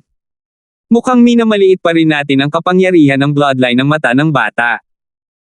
Kahit ang normal na true human rank ay hindi lubusang labanan ang kanyang mental energy skills. Ang True Mystic Realm Elder ay may tame time na ekspresyon. Francis. Ang Francis na iyon ay tumakas mula sa mga talukap ng mata ng hindi mabilang na mga eksperto ng aking flooding Lake City. Ang galit ng flooding Lake City Lord ay umabot na sa limitasyon. Napuno ng hangin ang tuktok ng True Mystic rank at naging sanhi ng pagkulo ng Heaven Earth Yuan Chi sa malapit. Ang buong flooding Lake City ay tila nababalot ng madilim na ulap. Pakiramdam ng lahat ay hindi sila makahinga. Kahit na ang mga nabubuhay sa True Spirit Realm ay nakaramdam ng pagyanig sa kanilang mga puso. Tanging ang Elder sa True Mystic Realm ang naglakas loob na magsalita, Jiushan, huwag kang masyadong magalit. Ikaw ang taong may pinakamaraming potensyal sa flooding lake na pamilyang Lane at naabot mo na ang limitasyon ng True Mystic rank sa loob ng 100 taon. Nilinang mo rin ang Mystic Flame ang Heavenly Burning Manual. Hanggat kaya mo pang lumakad ng kalahating hakbang, ikaw ay makaabot ng 8 hakbang. Ang pamilya ng Lake Lane sa isang bagong panahon. Oo, ika-6 na tiyo. Medyo kumalma ang flooding Lake City Lord. Gayunpaman, sa puntong ito lamang. Sa pag-uulat sa City Lord, ang batang may bahay ay nawala. Hindi na siya natagpuan sa City Lord Palace. Ang balitang ito ay nagpanginig at nagsumpa muli sa puso ng lahat. Ang atensyon ng Flooding Lake City ay nakatuon lamang kay Francis ngayon. Walang inaasahan na mawawala si Quincy ngayon. Malamang, ang direksyon kung saan patungo ang batang may bahay ay katulad ng kay Francis. Hindi na kailangang itanong. Hinahabol ni Quincy ang kanyang magiging asawa. Francis. Francis. Sinisira mo ang pangalan ng Flooding Lake Lane family. Muling sumabog ang bahagyang huminahon na galit ng Flooding Lake City Lord. Agad na nagsimulang tumalon ang Heaven Earth Yuan Chi. Ang mga ulap ay naging bahagyang pulang kulay at ang buong City Lord Palace ay tila nababalot ng lava. Ang mga malapit na true human rank cultivator pati na rin si Jason at ang kumpanya ay hindi man lang makatayo ng tuluyan. Boom! Ang hangin ay tila naging pula na pula. Ang nagngangalit na Flooding Lake City Lord's bloodline at true spirit realm power ay umabot sa sandaling nagninangas na estado habang ang kanyang mga mata ay naging kulay pilak na pula. Ang pilak na pulang mga mata ay tila naglalaman ng pulang apoy na itataboy sa langit. Ang chi ng true spirit of the City Lord ay umabot sa isa pang antas at ang iba pang true spirit realm cultivator na naruroon ay nagkaroon ng urge na yumuko. Sa sandaling ito, ang Flooding Lake City Lord ay tila nakatayo sa tuktok ng mga ulap, pinagmamasdan ng lupa sa ibaba. Magaling! True Lord rank. Ang aming Flooding Lake Lane na pamilya ay nakagawa na ng True Lord rank cultivator. Ang elder ng True Mystic rank ay hindi napigil ang umiyak nang maramdaman niya ang aura ng City Lord. Binabati kita sa City Lord sa pagpasok sa True Lord rank. Ang True Lord ranks ay namumuno sa isang panig at ngayon ang Flooding Lake Lane family ay magiging isang makapangyarihang pamilya na kahit ang Imperial Family, 3 sects at 4 family ay kailangang mag-ingat sa. Ang mga eksperto sa loob ng City Lord Palace ay labis na nasasabik. Sa sandaling umakyat ang isa sa True Lord rank, ang mga True Spirit Realm Cultivator sa ilang libong milyang radius ay may naramdaman. Isa pang tao ang nakapasok sa True Lord rank sa Canopy Great Country. Maaaring baguhin ng bawat True Lord rank ang sitwasyon ng bansa. 3,000 milya ang layo. Isang dagwang dragon, espada at talim na sinasagisag ng sedan ang lumulutang sa himpapawid, dala ng 4 na True Human rank. Isa pang True Lord rank.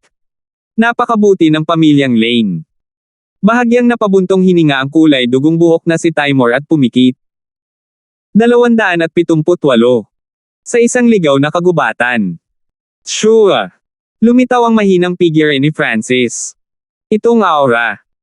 Nanlamig ang mukha ni Francis nang makadama ng aura ang kanyang God spiritual eye. Ang Flooding Lake City Lord. Huminga ng malalim si Francis.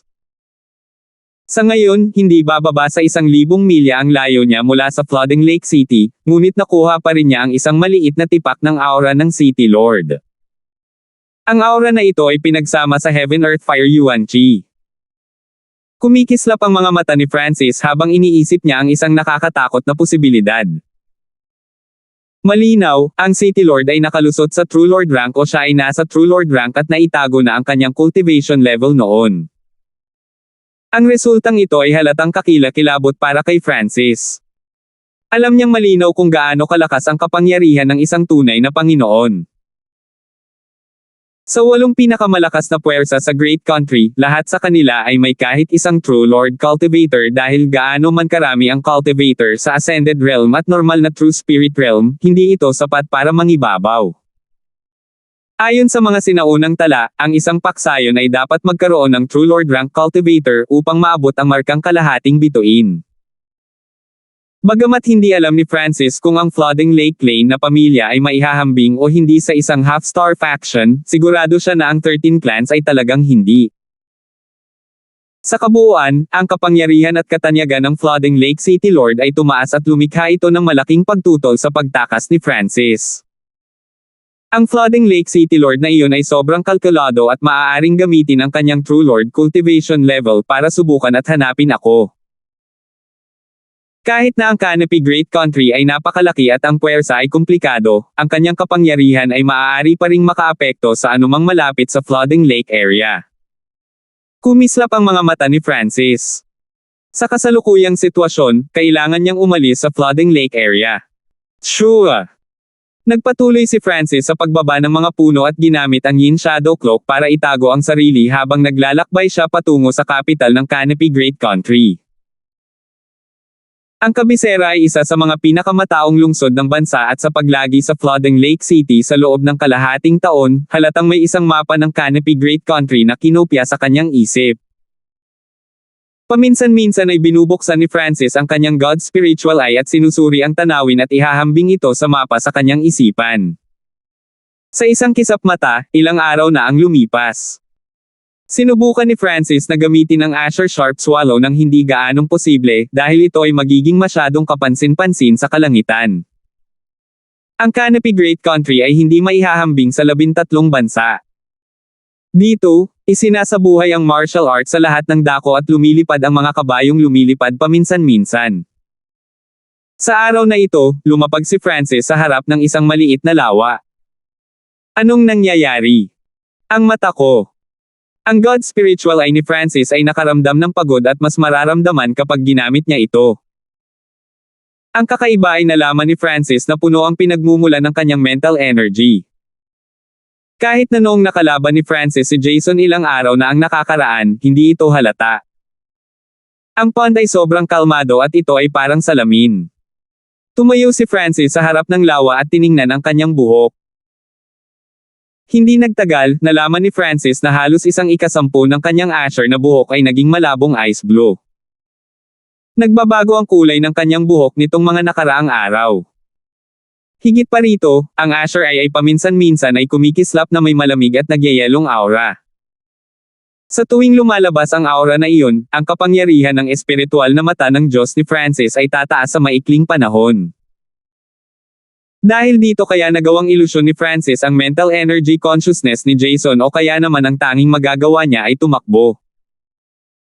Gayunpaman, sa ngayon, kahit na ginamit ni Francis ng normal ang kanyang God spiritual eye, nakakaramdam siya ng pagod.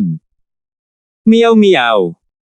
Ang maliit na pasang magnanakaw ay biglang lumitaw sa kanyang balikat at naglabas ng 2 barya na ikinawin niya kay Francis. Ang isa sa mga coin na ito ay nagmula sa Floating Crest Palace, samantalang ang isa ay mula kay Quincy.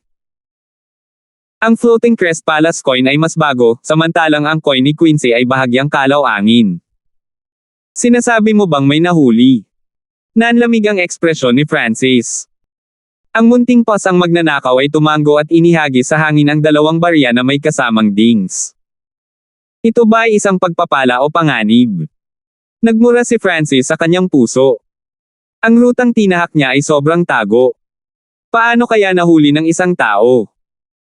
Ang munting pasang magnanakaw ay tila may naramdaman ng ang isa sa mga barya ay nagweng, at sa sumunod na sandali, nagtago ito sa loob ng spiritual pet bag.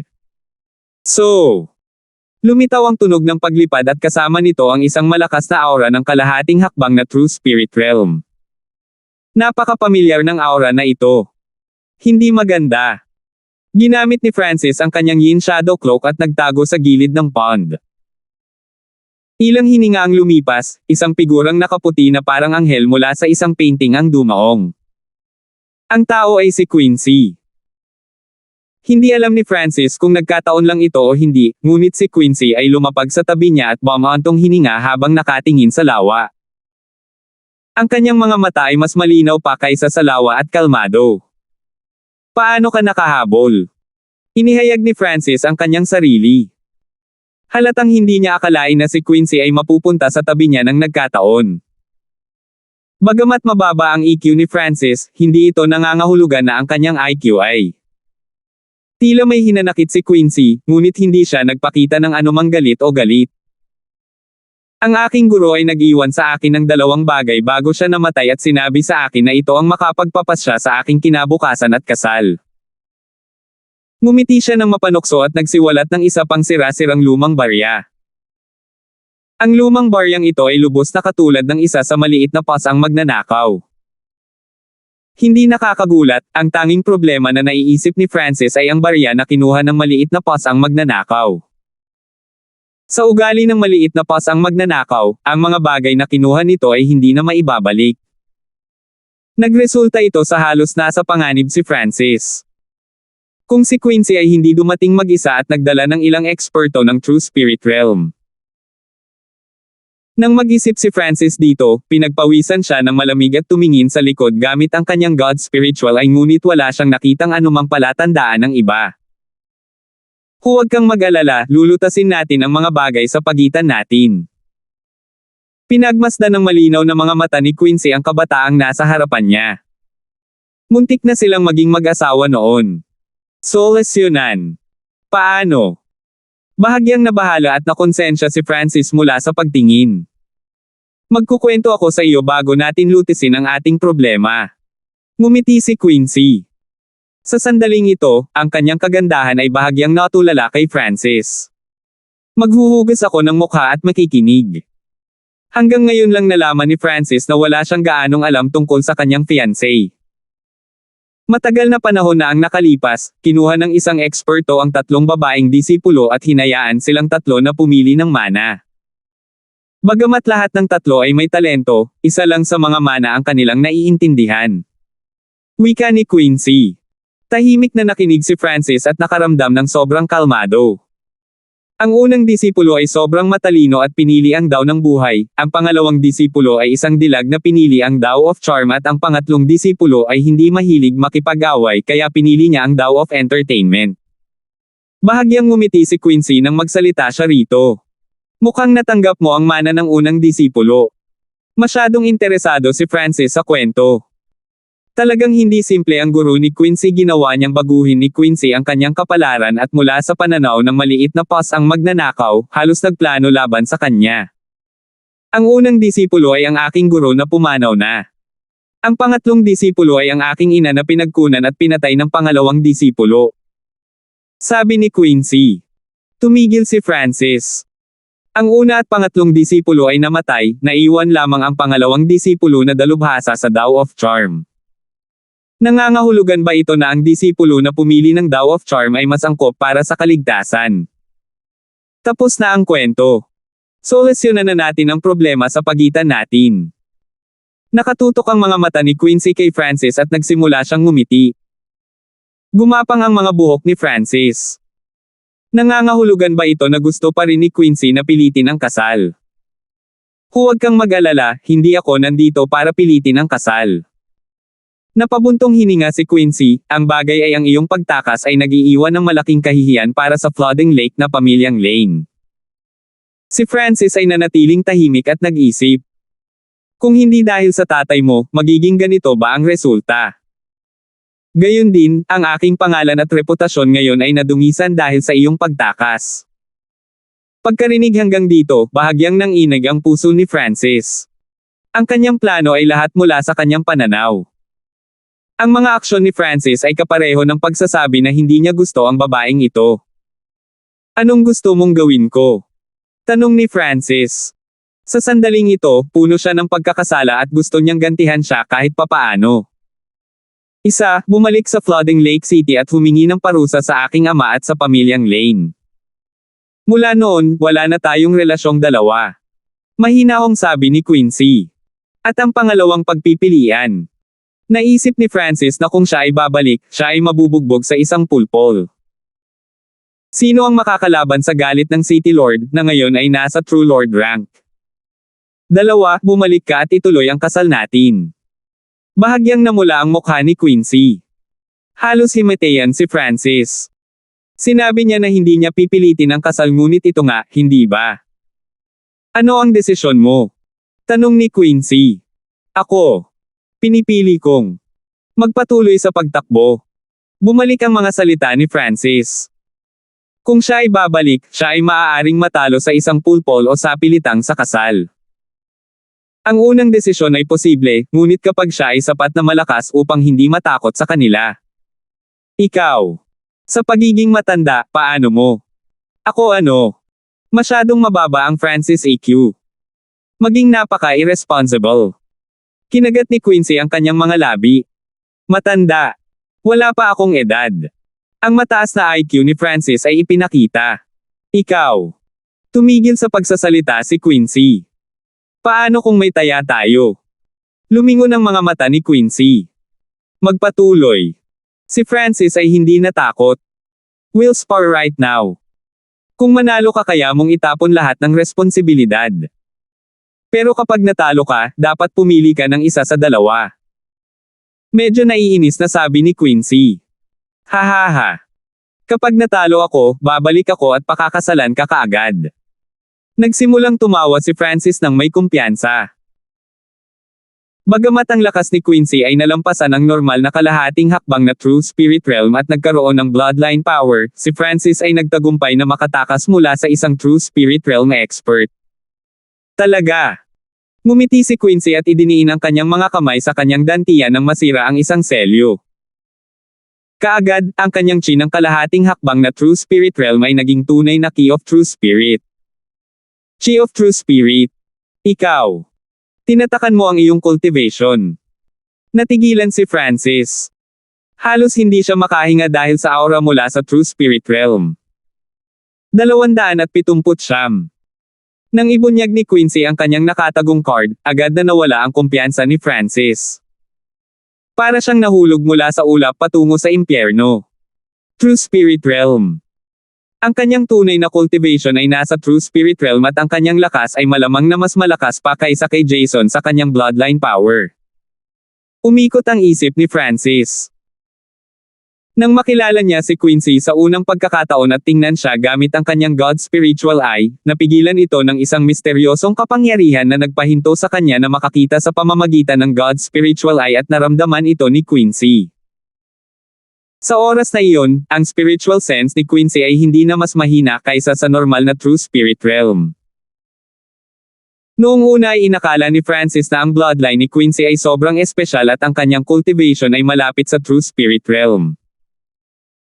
Ang pagsilip ng mas malalim gamit ang kanyang God Spiritual Eye ay tiyak na madarama ni Quincy. Habang nahayag ang kanyang tunay na paglilinang, ang lahat ay mauunawaan. Feng, ayon sa taya, wala kang pagkakataong manalo. Ginamit ni Francis ang lahat ng kanyang magagamit upang makatakas mula sa pagtugis ni Jason. Hindi ka panipaniwala para sa isang cultivator sa 7th sky na gawin ito, ngunit kung lalabanan ni Francis si Jason, mababa ang tsansa na manalo. Sa sandaling ito, kailangan ni Francis na labanan si Quincy at hindi tumakas. Si Quincy ay disipulo ng mga babaeng nag-specialize sa Tao of Life, at mayroon siyang bloodline power kaya mas mahirap siyang pakitunguhan kaysa kay Jason. Sinuri ng God Spiritual Eye ni Francis ang mga pagkakataong manalo at lumabas ito na wala pang 30%. Siyempre, pwede kang bumalik sa taya, hindi kita pipilitin. Kalmadong hinarap ni Quincy si Francis. Kung babalikan ng huli ang kanyang salita at tumakas, mabibigo siya nito. Gaano man kahusay ang mga taong tulad nito, wala silang karapatang maging asawa niya. Tumigil si Francis at muling naging maayos ang kanyang ekspresyon. Hindi ako umamin ng pagkatalo. Lumingon si Francis at tumingin ng diretso kay Quincy. Sa puntong ito, naaamoy pa ni Francis ang pabango ni Quincy. Nagtama ang 4 na mata. Nabuksan ang espiritual na mata ng Diyos ni Francis. Ang dahilan kung bakit nagkaroon siya ng malapit sa 30% na pagkakataong manalo ay dahil sa God's Spiritual Eye. Sa kailaliman ng kailaliman sa loob ng kanyang asher na kaliwa, isang paminsan-minsang pagkislap ng asul na yelo ay lilito. Ang antas ng enerhiya ng kaisipan ni Francis ay medyo mas mababa kaysa sa normal na True Spirit Realm Cultivator, ngunit kapag lumitaw ang asul na aura na iyon, ito ay maihahambing sa normal na True Human Rank Cultivator. Hindi kumibo si Quincy at tinitigan niya ang spiritual eye ni Francis. Bagamat napakalapit nila sa isa't isa, ang bilis ng pag-atake ng mental energy ay mas mabilis pa rin kaysa sa pisikal na pag-atake. Sure! Isang nagyayelong asul na aura ang lumitaw sa God's Spiritual Eye ni Francis at kaagad, tumaas ang kapangyarihan ng kanyang mata. Ang isang tipak ng kapangyarihan ng mental na enerhiya ay lumawak habang ang espiritual na mata ng Diyos ni Francis ay naging mapang-akit. Nanginig ang puso ni Quincy habang sinusubukan itong harangan ng kanyang kamalayan.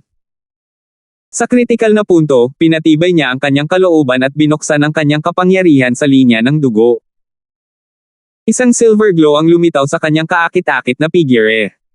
Para siyang diyosa sa ilalim ng buwan. Ang paglilinang ng True Spirit Realm at ang kapangyarihan ng isang misteryosong bloodline ay nagpatindi ng pressure kay Francis. Nang lumitaw ang malamig na pawis sa kanyang noo ay sumuko si Francis. Ito ay walang kabuluhan, ang puwang sa paglilinang ay hindi malalampasan. Napabuntong hininga si Quincy. Mapait na umiling si Francis nang biglang naging mainit ang kanyang karaniwang malamig na ekspresyon.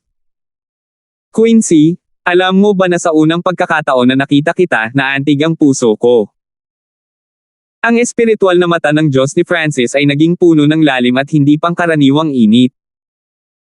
Puno siya ng emosyon habang nakatingin sa babaeng nasa harapan niya. Kung gayon bakit mo? Tumigil si Quincy, hindi niya akalain na bigla na lang umamin sa kanya si Francis. Gumamit ng kakaibang paraan ng God spiritual eye ni Francis para dumaan sa gaps ng mga galaw.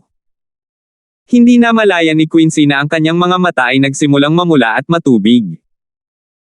Quincy, alam kong mali ako, nagpasya akong pakasalan ka. Ang emosyonal na mga mata ni Francis na tila kayang tunawin ng yelo ay dahan-daang nagpapahina sa kanyang sentido. Unti-unti, dahan-daang nilapitan ni Francis si Quincy at marahang hinawakan ang kanyang balikat. Feng, alam mo ba? Noong nalaman kong tumakas ka, nakaramdam ako ng sobrang lamig. Noon gusto lang kitang hanapin at tanungin kung bakit. Ang matubig na mga mata ni Quincy ay napuno ng kagalakan. Siya ay nahulog sa mental energy skill ni Francis at nahulog sa dibdib ni Francis. Madali lang. Bahagyang natarante si Francis ang sitwasyon ay mas maayos kaysa sa naisip niya. Noon, ginamit niya ang lahat ng kanyang kapangyarihan at hindi niya maalis ang kanyang kamalayan. Ngunit sa ngayon, ginamit niya ang isang simpleng ilusyon ng enerhiya ng isip para magtagumpay. Sa sandaling ito, si Quincy ay nahulog kay Francis at ang kanyang emosyon ay maaaring kontrolin ng huli. Kaya ang kapintasan sa kanyang puso ay ako. Kaya't maaari akong magkaroon ng hindi maisip na tagumpay. Masalimuot ang emosyon ni Francis at hindi niya alam kung ano ang nararamdaman niya. Muli niyang niyakap ang dilag na ang amoy at malambot na katawan ay halos magpalipad sa kanya. Nawala ka. Biglang tumigil ang mental energy technique ni Francis at ang isang kamay niya ay inilagay sa leeg ni Quincy. Nagising si Quincy mula sa panaginip at nalaman na niyakap niya ng mahigpit ang kalabang partido at namula ang kanyang mukha. Kahit na ang kamay ni Francis ay inilagay sa kanyang leeg, walang pressure na para bang alam niya kung paano siya tretuhin. Ikaw. Napahiya si Quincy. Bagamat siya ay may nakatagong card, ang kabataang ito ay pumasok sa kanyang puso ng hakbang-hakbang at pagkatapos ay tumakas mula sa kasal, na nag-iwan ng kapintasan sa kanyang puso. Dahan-daang ibinaba ni Francis ang kanyang kamay habang ang balat ni Quincy ay naging maliwanag na pula. Natalo ako. Kinalma ni Quincy ang kanyang sarili nang lumitaw ang mapait na ngiti sa kanyang mga labi. Muli siyang tumingin ng malalim kay Francis bago tumalikod at umalis. Kahit na ano ang ginamit ng kalaban, natalo siya at wala siyang mahanap na dahilan. Sa pagtingin sa kanya na lumilipad, naramdaman ni Francis na parang may nawala sa kanya. Bagamat hindi ito ang paraan na gusto niyang manalo, ito ang tanging posibleng paraan. Huminga ng malalim si Francis at sinabi sa isang tame time na tono, kapag wala na akong dapat ipag-alala balang araw, babalik ako at pakasalan ka. Natigilan si Quincy, na nasa himpapawid. Ngunit hindi siya lumingon, ayoko ng awa mo. Iyon ay sa batayan na hindi ka pakasal. Sabi ni Francis bago umalis sa kanyang Asher Sharp Swallow. Nawala ng kahulugan ang taya na ito. Bagamat nakatakas si Francis, iniwan niya ang pangakong ito. Para sa isang taong may kapansanan tulad niya sa mga tuntunin ng EQ, ito ay isang himala. Guru, siya ba talaga ang bituin sa buhay ko o siya ba ang aking kaaway? Medyo may hinanakit ang mga mata ni Quincy. Matapos makipag-ugnayan kay Francis ng mahabang panahon, alam din niya na si Francis ay kakilakilabot sa mga tuntunin ng EQ. Sa makatuwid, ang pangakong ito ay nagpakilos kay Quincy. Ibinigay pa niya ang pangakong ito sa ilalim ng katotohanan siya ang nanalo. Kung si Francis ay walang emosyon o mas walang hiya, makakaalis lang si Quincy, ngunit muling nagbago ang tadhana. Ang hinahanap niya ay si Empress Queen. Sana, hindi na tayo magkaaway sa susunod na pagkikita natin. Muling naging kalmado ang mga mata ni Quincy. Nang ilabas ni Francis ang kalahati ng jade hairbrush, ang unang itali na si Quincy na sigurado kung saang sangay ng pamilyang Lane ito galing. Nakaupo sa Asher Sharp Swallow, ang bilis ni Francis ay naging mas mabilis at mas mabilis habang siya ay bumibilis sa kalangitan. Kailangan kong umalis sa flooding lake area sa lalong madaling panahon. Nakaramdam ng pressure si Francis. Bagamat hindi siya hahabulin ni Quincy, hindi ito nangangahulugan na hindi gagawin ng City Lord. Ang mga aksyon ni Francis ay naninira sa reputasyon ng pamilya ng Flooding Lake Lane at napahiya ang City Lord. Ngunit gamit ang pagkakataong ito, naabot ng City Lord ang True Lord rank. Meow! Lumitaw sa kanyang balikat ang munting paws ang magnanakaw at pinagsiklop ang dalawang barya. Iniisip ni Francis ang kwento ni Quincy. Ang eksperto ay kumuha ng 3 babaeng disipulo. Pinili ng unang disipulo ang Daw ng Buhay, ang pangalawa ay ang Daw of Charm at si Quincy ang tagapagmana ng unang disipulo. Ang munting paws ang magnanakaw ay nagwagayway ng mga paa nito na parang may gustong sabihin. Naiintindihan ni Francis kung ano ang ibig sabihin nito. Binago ng unang disipulo ng Daw of Life ang kapalaran ni Quincy at tila napakatagumpay nito. Ang hitsura ni Francis ay naging sanhi ng paglusob ng Flooding Lake City Lord sa True Lord rank at nangako siyang kunin si Quincy bilang kanyang asawa kung papayag ang huli. Meow meow.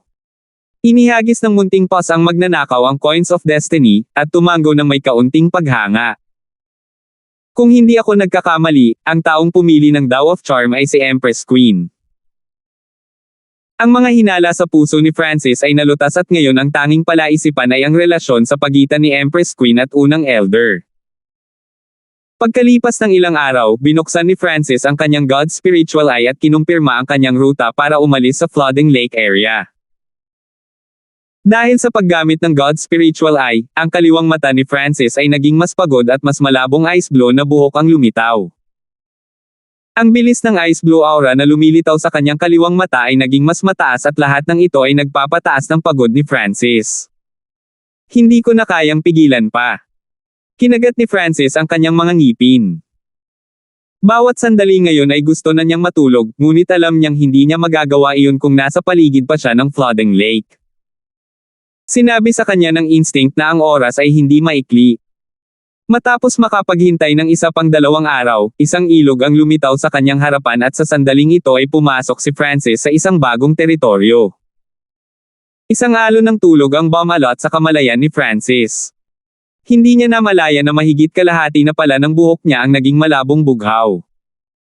Maging ang kanyang mata ay may mga batik ng kristal na asul. Ito ang limitasyon. Ipinikit ni Francis ang kanyang mga mata. Plop! Nahulog ang kanyang katawan sa ilog at hindi nagtagal ay tinabyunan ng alon. 280. Ang kamalayan ni Francis ay naging malabo habang siya ay nakatulog ng mahimbing. Matapos mahulog sa ilog, automatikong naging kalahating patay ang kanyang katawan. Si Francis ay parang isang piraso ng kahoy na sumabay sa agos kahit gaano man ang hangin o yumanig ang mga alon. Meow meow. Ang maliit na paws ang magnanakaw ay tumalon mula sa spiritual pet bag, umupo sa katawan ng may-ari nito at tumingin sa paligid gamit ang itim na mga mata nito. Itinanggi ng maliit na paws ang magnanakaw ang loika sa pamamagitan ng pagpasok at paglabas sa spiritual pet bag ayon sa gusto nito. Tumingin ito sa ibaba at sinuri si Francis bago lumapit at tinapik ang noo ng mga may-ari nito. Si Francis ay walang anumang reaksyon, ngunit ang kanyang true force at bloodline na kapangyarihan ay tila pinoprotektahan ang sarili sa instinct. Sa isang tiyak na sandali, isang Yao Beast ang tumingin kay Francis at sinubukang lapitan siya ngunit isang sizzle ng kidlat at nagyayelong asul na aura ang lumitaw mula sa bloodline ni Francis. Ang kapangyarihan ng bloodline ay nagyelo sa halimaw na papalapit at ginawa itong manginig. Ang munting paws ang magnanakaw ay tila may iniisip at inilabas ang 2 Coins of Destiny bago ito itinapon sa ere. Ang munting paws ang magnanakaw ay tila walang magawa pagkatapos nilang mapunta at humikab bago nawala pabalik sa spiritual pet bag. Lumipas ang mga araw at si Francis ay parang nakoma, ngunit nanatili pa rin ang kanyang aura ng buhay. Ang maliit na pasang magnanakaw ay paminsan-minsan ay lumalabas at titingnan ang may-ari nito o nanghuhuli ng isda mula sa ilog. Sa isang kisap mata, lumipas ang isang buwan. Sumabay sa agos at tulong ng maliit na pasang magnanakaw ang katawan ni Francis, humiwalay ito sa lugar ng flooding lake. Meow! Ang maliit na pasang magnanakaw ay tumingin sa direksyon ng flooding lake city at tumango. Halos tiyak na ligtas na si Francis. Ang pamilya ng Flooding Lake Lane ay isa na sa 3 pinakamalakas na puwersa sa paligid ng Flooding Lake area at sa pag-abot ng Flooding Lake City Lord Lu Jiushan, sa True Lord rank, malinaw na nangingibabaw ito. Matapos itakbuhan ni Francis ang City Lord, inutusan ni Lane Jiushan ang lahat sa paligid ng Flooding Lake area na hanapin si Francis. Ngunit ang laki ng Canopy Great Country ay masyadong malaki at maging ang City Lord ay maaari lamang makaapekto sa mga lugar sa paligid ng Flooding Lake area. Bukod sa lugar ng Flooding Lake, mayroon ding mga puwersa na may koneksyon sa Imperial, 3 sects at 4 families. Maging ang pamilyang Lane ay nagkaroon ng malakas na kompetisyon at panloob na labanan. Sa kabuuan, hindi isang tao ang tunay na makapag-utos ng lahat sa paligid. Kahit ang mga Imperial. Ito ang dahilan kung bakit habang nagpapatuloy si Francis, mas magiging ligtas siya. Ang munting pasang magnanakaw at si Francis ay nagkaroon ng kasunduan sa dugo at kahit na ang pusa ay tila tamad sa halos lahat ng araw, hindi ito tatabi sa mga kritikal na sandali. Pagkatapos ng isang buwan ng mahimbing na tulog, ang buhok ni Francis ay naging malabong bughaw at ang kanyang kaliwang mata ay naging parang panaginip na kulay asul na yelo. Kung titingnan mula sa malayo, si Francis ay tila isang prinsipe ng mga pangarap. Gayunpaman, sa oras na natutulog si Francis, paminsan-minsan ay bumubulong siya ng mga bagay-bagay at ang kanyang kaliwang mata ay bumukas sa maikling panahon. Ang kanyang kaliwang mata ay parang kristal ng tubig puno ng kasakdalan. Ang sinaunang ay nasira, at ang mga sinaunang Diyos na pinatay ay magiging 1 trilyong alikabok. Ang malamig na buntong hininga na boses ay tunog ng itim na itim. Para bang ang tunog na ito ay lumipas mula sa ibang dimensyon sa oras. Sa kaibuturan ng kanyang kaliwang mata, ang Azure Abyss ay naging isang maliit na asul na lawa at ang gitna ng lawa ay nagyelo. Ang mukha ni Francis ay tila mas malamig at kapag ang kanyang kaliwang mata ay nakabukas, ang isang hindi nakikitang lamig ay kumakalat sa radius ng 100 yarda at gagawin ang mga hayop sa malapit.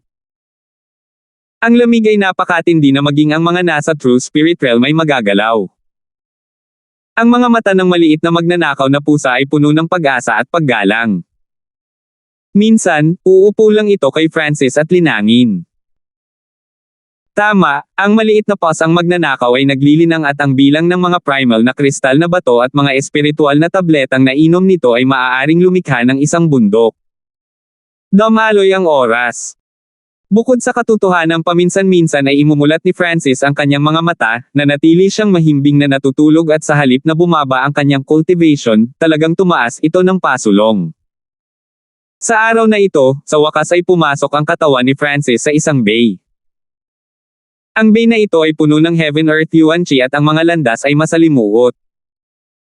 Sa simula, mayroong paminsan-minsang figure na dumaan at unti-unti, lumilitaw ang tunog ng paglipad.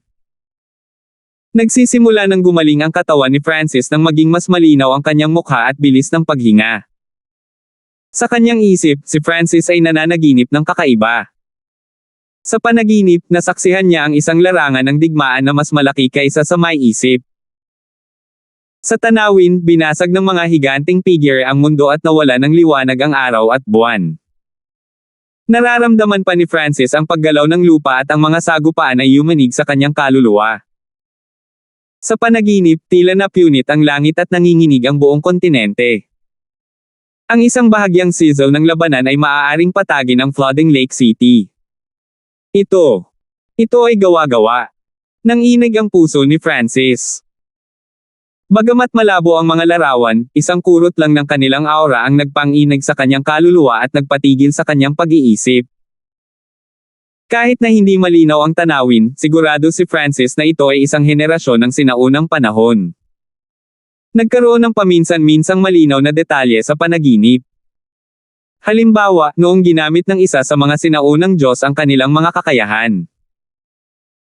Ito ay nagbigay daan kay Francis na maunawaan ang mga ito, ngunit siya ay makakaramdam ng labis na pagod at ang kanyang kamalayan ay magiging malabo. Tingnan mo, may tao sa tubig. Isang berdeng bangka ang tumulak at sakay ng bangka ang isang babaeng nakabuntot na baboy sa edad na 12 hanggang 13 na nakaturo kay Francis. Nagkatinginan ang mga figure sa bangka. Ang taong lumulutang ay tila hindi patay. May pusa din. Ang mga tao sa bangka ay nakakita ng kakaibang ito. Utos ng babaeng naka-pigtail, hilahin mo siya. Ang cute ng pasang iyon. Lady Chaoyo, hindi alam ang pagkakakilanlan ng taong ito. Maaaring isa siyang pirata. Medyo nag-alinlangan ang mga tao sa bangka. Meow meow. Ang maliit na pasang magnanakaw ay tumayo sa ibabaw ni Francis at ikinumpas ang paa nito sa panghahamak. Huminto ang lahat at masasabing nakikipagtalo ito para sa may-ari nito. Napakatalino ng pusa, dapat na mabuting tao ang may-ari niya. Tuwang-tuwang sabi ng babaeng naka-pigtail habang sinabihan niya ang ilang mandaragat na hilahin si Francis pataas. Malabong bughaw ang buhok ni Francis at napabulalas nito ang batang babae, ang ganda ng buhok. Na-curious ang mga tao at marahang hinawakan ng ilang interesadong babae ang buhok para kumpirmahin na natural ang buhok niya at hindi nakukulayan. Matapos may sakay sa bangka, tulog pa rin ang kabataan. Tumalon-talon sa bangka ang munting pasang magnanakaw, dahilan para tuwang-tuwa ang dalagang nakabuntot. Munting pusa, hello, ang pangalan ko ay Bichaoyo mula sa Transverse Water Baby Family. Nagpakilala ang babaeng naka-pigtail. Meow meow. Tinapik-tapik ng munting pasang magnanakaw ang dibdib nito na para bang nagpapakilala rin at naging dahilan ng tawanan ng mga tao. Sa sandaling ito, naging masigla ang buong bangka dahil sa maliit na pasang magnanakaw. Chaoyo, ano ang sitwasyon nitong pusa at kabataan? Isang matandang boses ang umalangaw-ngaw mula sa isang silid sa bangka. Pagbati, Master B. Ang mga tao sa bangka ay yumuko ng may paggalang. Sa Transverse Water Bay, ang pamilyang B ay isa sa mga nangungunang puwersa. Tila, ang pamilyang Transverse Water Baby ay nagkaroon ng relasyon sa isa sa 4 na pamilya ang pangunahing pamilya ng B at maaaring ituring bilang isang side family. Gayunpaman, dahil sa pagiging komplikado ng tanawin ng Transverse Water Bay at kung gaano ito kalayo, ang koneksyon sa pagitan ng pamilyang B na ito at ng pangunahing pamilyang B ay matagal nang nawala. Ano man ang sinabi, ito ay isang puwersa pa rin na dapat isaalang-alang sa lugar na ito. Puti ang buhok ni Master B at may hawak siyang tungkod na nakaukit na may ulo ng dragon. Ang kanyang mga mata ay kumikislap habang sinisiyasat ang maliit na pasang magnanakaw at pagkatapos ay lumingon sa binata na mahimbing na natutulog. Matapos maunawaan ang sitwasyon, iniutos ni Master B, sabihin sa doktor na gisingin ang kabataang ito at tanungin kung saan siya galing. May isang medic sa bangka na humawak sa palso ni Francis na may nakakunot na mga kilay. Gumamit ang medic ng ilang paraan, ngunit si Francis ay nanatiling parang kahoy na walang reaksyon. Pagkatapos noon, personal na kinuha ni Master B ang palso ni Francis ngunit anuman ang mangyari, ang asul na buhok na kabataan ay natutulog pa rin at walang nararamdaman sa labas ng mundo. Naghinala pa ang mga tao sa bangka na may kapansanan ang kabataan. Uuwi na muna tayo. Nabalitaan ko na ang Bloodwater Pirates ay gumagawa ng kaina-hinalang mga galaw sa paligid ng Transverse Water Bay, kaya kailangan natin siyang bantayan ng malinaw. Sabi ni Master B. Sa kanyang kaalaman at karanasan, hindi mahirap para sa kanya na makita na si Francis ay may kadugo at nakaabot sa 7th sky sa murang edad. Ang 7th sky of the Ascended Realm ay maaari ng mauuri bilang isang eksperto sa Transverse Water Bay. Hindi nagtagal, pumasok ang bangka sa isang masikip na kuta na ang laki ay mas malaki kaysa sa Sunfeather City. Ito ang sentro ng Transverse Water Bay, ang Transverse Bay Stronghold. Ginamit ng mga mangingisda, negosyante at maliliit na pamilya ang kuta na ito bilang sentro at maraming tao ang susuriin dahil naglilibot dito ang sikat na Triple Bloodwater Pirates, na naging sanhi ng maraming inosenteng tao ang nasawi. Sa Transverse Water Stronghold, ang pamilyang B ang pinakamalakas at hawak nila ang ganap na awtoridad. Dahil si Francis ay mahimbing na natutulog, siya ay kinuha ng pamilya B at hindi na-check. Matapos makapasok sa pamilyang B, inilagay si Francis sa isang wood-cutting room kung saan binabantayan siya ng 8 gwardya ng 6th at 7th Sky. Sa sumunod na 2 araw, nakahanap ang pamilyang B ng 2 medics para tingnan si Francis ngunit hindi nagtagumpay. Gayunpaman, ang bilis ng paghinga, tibok ng puso at kulay ni Francis ay malapit na sa normal. Ang munting pasang magnanakaw ay laging nasa tabi niya at paminsan-minsan ay humihikab. Sa gabing ito, munting magnanakaw na pusa, gaano ako katagal natulog? Isang mahinang boses ang narinig. Natakot ang munting pasang magnanakaw at agad na sininok. Binuksan ng kabataang may ice blue na buhok ang kaliwang mata. Ang kaliwang mata ay parang malamig na hiyas na napakalakas na kaya nitong palamigin ang puso ng isang tao. Salamat po at sinamahan ninyo ako, ingat lagi mga master.